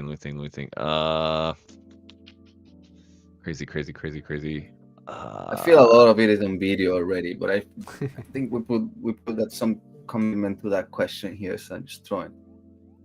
Oh, I don't know. Chat, help me out. What's crazy? This is tough, bro. Questions like these are tough because I'm like, okay, Nah. all the crazy things that Right. have happened. What's the craziest? And I'm like having flashbacks, like the dog with the war shit going over. I don't know if that was a meme from back in the day. I don't know if that came through. Translated. I remember you Uh, saying vividly at a live stream. We were watching Mary Munoz doing a kind Yeah. grind in the ledges, BC, and then I'm like, it just happened that I tune in into one of your videos and you do the line, and I'm like, yeah, I'm by myself in the upward screaming like a crazy dude. It's like he did it, you know. Like for me, that was like, oh, that's a story to tell, you know. He said that's a go-to that I want to do, and you do it. Most of us don't get to do it. It's like when I said one day I'm gonna go to woodwork. Never thought I was gonna go to woodwork, you know. Yeah. I feel super fortunate just to be doing the things that I'm doing. Honestly, the support. Like I just have to say, man. Like I like slap together the videos sometimes. Spook, shout out Spook who helped me out at the compound. But no, it's the community that keeps this shit going, for real, bro. For fucking real. Sure. But craziest story, man. Bro, that's another one I have to fucking think on. But I guess getting pickpocketed was kind of crazy, I guess. Yeah, okay. Yeah, that's what I was gonna say. D Come Harp on. said that Can in you the just chat. talk more about it? Let me think, bro. There was plenty of times we were driving, like it was like a 4 or 5 hour drive up to Atlanta from Lake City, Florida, where I lived, and like we would routinely pack in Mike McFly's whatever car. Mike's almost 40 years old, and he's had like 43 different cars. I'm sure he'll correct that, but like he's had more cars than years he's been alive. I'm not kidding. It's not exaggerating. And so like we would drive up to Atlanta, Georgia with like 9 people in a 2-door 1996 Ford Mustang. Like just like sardines crammed in a car. So I don't know, a lot of amazing memories in Atlanta, going up there, crazy stuff. There was a guy that got like mugged, I think twice when we were in Atlanta. We saw people, like some guy was trying to mug a guy, and then the guy pulled out like a fucking revolver and said, "Get the hell out of here." So that happened on a skate trip. So there was Wow. Jeez. Gumby. Oh, that's always scary. I was there for Michael Broad Gumby. Oh my God, Philip Deal, are you still in chat? When he set himself on fire for something, Sideshow Rodeo. There was a video called Sideshow Rodeo. Oh my God. Gumby set himself on fire because he's like also a stuntman, or was a stuntman. So he put this gel on himself, set himself on fire, and did a frontside down this big ass drop rail. So that was a crazy story that I was there for. He definitely skates like a stunt man. Yeah, he's a crazy man. He is. So Yeah, follow, like almost like if you watch any Gumby session, know that session he put his life on the line many times. bro, every time. Every It's crazy. session. Bro, every time it's like, when do you stop? Like the guy's an absolute lunatic. Oh, Gumby actually stayed at my house. This is my little Grom story, super quick. But I was like 14 years old. For whatever reason, Gumby and a couple of his buddies were like traveling through to go either to South Florida or up to Atlanta or something. And it was they needed a place to stay, and so they stayed at the house, my mom's house. My mom wasn't there at the time. And Gumby stayed at my house. So 14-year-old, 15-year-old Grom Ben was just like geeking that Gumby was like cooking pasta in his fucking kitchen, just geeking. So there's that. Hey, That's man. dope. That's dope. Yeah, that's awesome. That's dope. And again, being so new to blading for me, and my friends can attest to this, that's how I felt when I was like, hey, do you want to come stay at our Airbnb with us? We're just going to hang out tonight. And you were like, oh, dude, that sounds awesome. Me and Aaron were like, no way, really? We were just like, we're just kind of being that, just kind of, extending the offer. We didn't know that. It was like we thought Big Old Ben was gonna have all sorts of stuff to do, but man, that was a good time. No, So bro. that's funny. That's No, we had a good time that night. That was such a fun night, bro. Yeah, and that's the first time we ever hung out. out. Yeah, so that's funny. Yeah. I kind of get the same vibes that you're talking there. Yeah. That's one of my favorite things we to all have do, is that. just hanging out. Oh yeah. Yeah. No, big facts, big facts. I think it's like, have you ever heard about comedians when they're talking about hanging out together? How they feel like, oh, you know, we cannot really hang out with other people because we can hang out with other people, but it's not the same. We cannot be fully ourselves because people will take things too seriously, or people will like, you know, you can just get loose. When you're with bladers, dude, it's, for me at least, when I'm hanging out with bladers, it's like I can just be. There's no gimmick.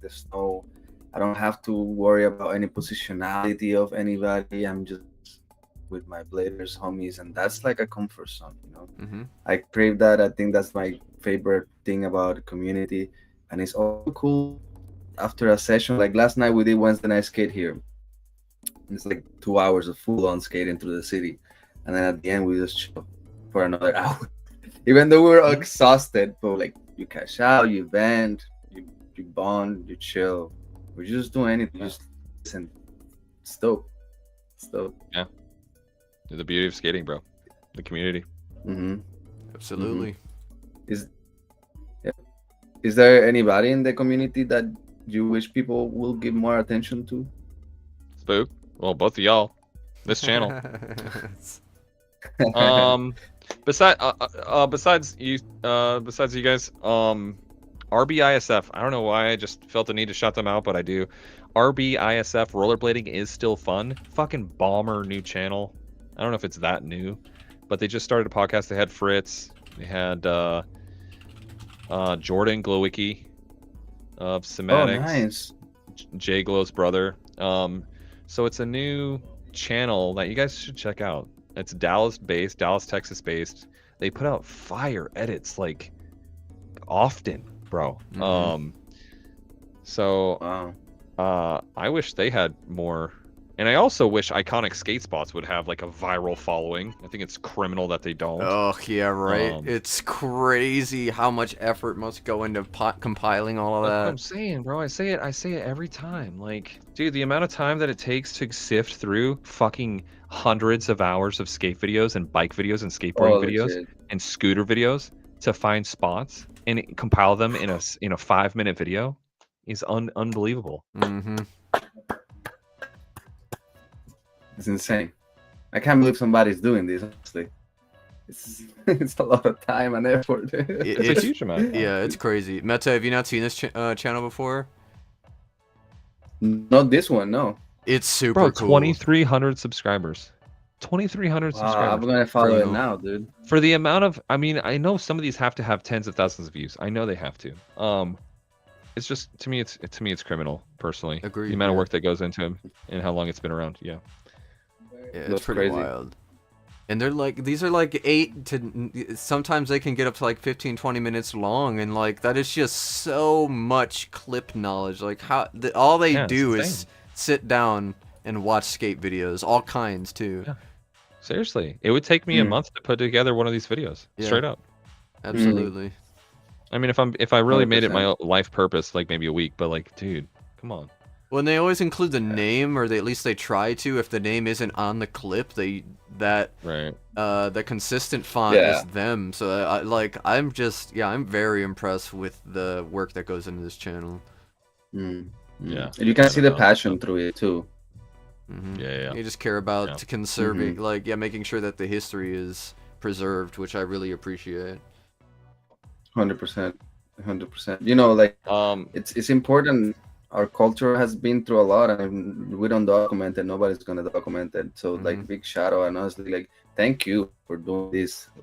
If we can identify that person, that would be great. I would love to actually have you on the show if you can. That'd be so awesome. Yeah, that'd be so hype.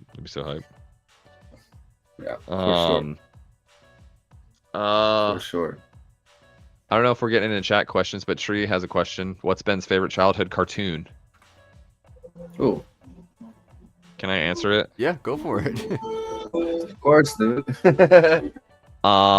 This might come as a surprise, but it's a little cartoon, a Japanimation cartoon known as Initial D. Knew you were gonna say that.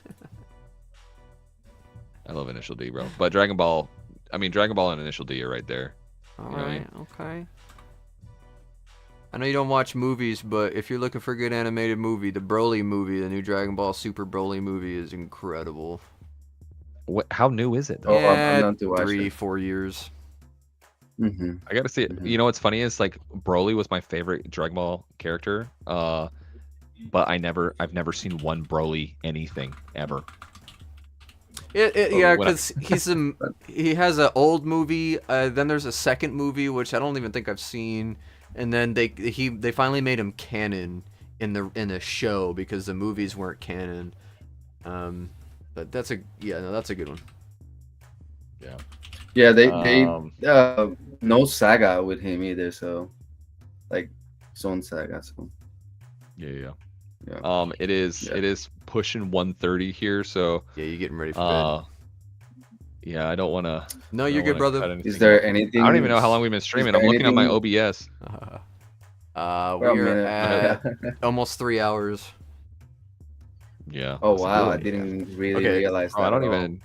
Let I me don't even quick. really screw over- I'm gonna run through Yeah. some of the chat questions, we can call it. We'll just let some Yeah, Dragon yeah, Ball yeah. play quick. Yeah. So Nick Martz asked, Ben, did you have a skating style evolution from the baggy sweatpants and giant skinny rocker pants and long hair like Ollie Short? Yeah, bro, it was flavor of the week. It was like whoever section I liked that week. I dressed like Julian Baugh from physics. The next week I dressed like fucking Just Ockwell. Like, my evolution was week to week. G. I mean, that's a straight answer. Love it. What middle name was your middle name on your driver's license? Yeah, I don't put that information out there. It's Thomas. Haggis Caliente said it's Mabel. It's Mabel. It's Mabel. That's what I said. Yeah. He had a lot Oh, of it's good Mabel. questions. Sam asks, what's your thoughts on White Claws? When's your Pro Echo coming out? How did you and Sven Did you- Bratwurst meet? Oh, did you copy and paste all these? Yeah, into the document. Yeah. At the bottom if you want Oh, to fucking Spook is going. Right on the bottom. read them. That's how I stay sane, man. See, that's why meta is so important, because while I'm doing all these things on the back end, he's keeping the conversation flowing. Dude, you're so much better at me than this shit. Y'all are so much better.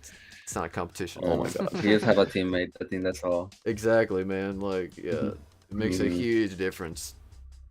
Mhm. Let's see, anything else? Social security number. Yeah, no, that. Amy Why don't you share that with asked, us? Ben, are you a gardener? Nah, I can't grow shit, dog. I can't grow shit. Nah, bro, I can't even take care of myself. How am I gonna take care of a plant? G? No. Sean asked, do you think you ever would have jumped out of a plane if you hadn't bladed prior? That's a good question, man. I saw that one earlier. Man, I don't know, because when I joined the Air Force, I had never jumped out of a plane before, and a big part of being a para rescueman is jumping out of planes. And at that point, man, I was so committed to it that I would just, if they told me to run through a burning fire naked, then I would do it. So to answer the question, actually, to tie it back to everything, the answer would be no, because I never would have been there to begin with. Because skating gave me the confidence to try to do that. So no, I probably wouldn't have ever skydived. Okay. Damn. So deep. Go ahead. No, it says so deep. Like, blading has even put you on the sky. Yeah, it's deep. It's deep. It's deep and it's high altitude. It's all across the map here. LOL. LOL. It's not my job, man. Says, what was Ben's worst / least like setup? Oh, worst setup? Shit. Worst setup. Bro, I love my details. I'm just gonna be straight up with you. I had K2 250s for my first skates. My second pair was the size, a pair of TRS details. I think detail 2s, the ones with the red little sole inserts. They were size, I think they were size 18 US because I was gonna fucking grow into them. Sorry, Dad, I didn't grow into them, but as much as I loved how they looked, I didn't like how they skated. They were way too big, and I just didn't love them. So were they my least favorite? No, but it's the one I can think of right this second. I hear you. That's the last one that you can think of, right? Yeah, that's the one. I mean, you want? yeah. I have two in person. Caveman when? Ben? No, I'm not skating Caveman. I'm not skating Caveman. No, I'm good. Then Livia also asked, if Ben is Mario, who is Luigi? Sam. Hey, nice. There you I go. love that. A lot of people were guessing that too. That's great. Were they? Yeah, I love that. That's funny as shit. Amazing. David I says, got tell the us about the time person you that lost your asked the- virginity. Oh, Yeah, I saw that. All right, let me go. All right, let me go into that real quick. No, I'm kidding. Yeah, break We'll it skip that out. one. Do a shot of It's tequila. not fun. It's Floor not. is yours. It's not fun. It's not fun. It's not a fun story. I'll So we mute were on myself. rollerblades. Yeah, right. He was a skater boy. Yeah, exactly. Amazing. All right, well, oh, and then Subaru Adventure, I shout have out for the making person- the shirt. Ask, you have a safety trick. He's right here. I'm gonna bring him. I'm in his place. Let me see him. Is he here? He's there? Come ask your question in person. Wait, what? Cam? Cam? Maybe, no, I brought up the question from, Francisco, Subaru Adventures. He's the guy who made this shirt. You might have met him at Ramping Camp. But I don't know, maybe he's there. Favorite car from Initial D was the FD. Hey, nice. Was the yellow FD. Good stuff. Did I ever skate Central Skate Park in Clearwater? I skated the one that was like 411 or 511 or whatever the hell it was. 488. What the hell was that skate park called? Anyway, I don't know if I skated Central Skate Park. I think I may have. I'll have to consult my external hard drive, Mike McFly, for that one. Amazing. Good stuff. Meta, you're muted. Oh, safety tricks? Yeah. Subaru Adventure had a question for you, and I brought him. Franco's here. Can you ask your question? Nice, bro. IRL, let's go. What's up, dog? Hey, What's up? there he is. What's good? I don't know where I'm looking at. The camera is. I was left there. All right. What's your go-to safety trick to try a new spot? Like if you're gonna it's your first time at a spot and you don't know, you like test your might. Like where do you? Yeah, it depends. What do you If it's try a rail, with? yeah, no, it's a good question. If it's a rail, it's probably going to be topsoil. If it's ledge, it's probably going to be a back rail. Simple answer. Nice. All right. Yeah. Good yeah. stuff. That's it. That's pretty much Yeah. it. Yeah. All right, brother. Well, yeah, I know it's late over there, so we won't keep you any longer. I appreciate you being on. It's we're at 2 hours and 58 minutes. So man, yeah, we had a good time. Yeah. I hope Thanks for having we me. hit 3 hours. Hope we hit 3 hours with the outro and everything too. Oh, we We'll will. see. Yeah, we'll push it a little. Gotta swap back to Meta. We can do some singing. Bust out the rubber band. Let's lay down some bars, baby. My like Bam. my like OCD or fucking whatever. Like I'm like, oh yeah, let's hit 3 hours on the dot. Whatever. Right on the dot. Yeah. It never works Thank because you you for click doing this. end stream, and then it just keeps rolling for 10 seconds or whatever. It takes Yeah, away it's 10 weird. seconds. But no, man, it's been super fun. Thank you so much for having me on, man. I really appreciate what you guys are doing. Big time, honestly. Please keep it up. I love it, and the community needs it. So Thank you. yeah, no doubt. Thank you no for doing this, honestly. Like, big honor. Like, anything to support you. Thank you for what you do. And we're happy to highlight it and obviously talk like about the person behind the camera, which is not much different than the person in front of it, honestly. doubt. Thanks, man. Yeah. Thank it's you been for what super you do, fun. bro. Yeah, super dude. fun. Thanks, guys. I think people will say it over and over again, but yes, thank you very much for all that you do. Thank you for continuing to do it. We know that it can be taxing sometimes, and it's not all rewards. It's hard work. And so, again, mad respect. Watching you grow as a videographer has been really fun. You've gotten really good at that, and you've really hit a niche. And I've said this many times before, but I don't know many people that are as deserving of the lifestyle as you. I'm happy that you get to do this, and I mean, thank you for your service. You served for a very long time. Takes a brave and selfless person to do it, especially the way that you did it. You did it to take care of people. That's super important, man. You're a good dude, and you deserve the world. So I'm super excited to see where the future takes you, and I hope only good things for you in Barcelona and then the Philippines. Hopefully you find a good deal on a van when you get back. We can just use mine. Let's go tour the country, go do some skating. Yeah, dude. Anyway, you all know, you all love Mr. Ben Sanders. I roller boot. Go and support his endeavor in the description below. You can subscribe to him on YouTube, follow him on Instagram, and then his Patreon is there as well. Go and help support the man continue doing what he's doing. He just reached 12,000 subscribers, so let's keep pushing him to beyond the limits. I mean, Ricardo Lino's got 100 something, right? So like, you're on your way. We'll get you there. I'm coming up. Yeah. I'm coming up, Ricardo. I'm coming after you. All right. Anybody that is doing something in the community, let's support them. Let's support Ben. Swowood Ventures. If they're doing something and it works for you, support them.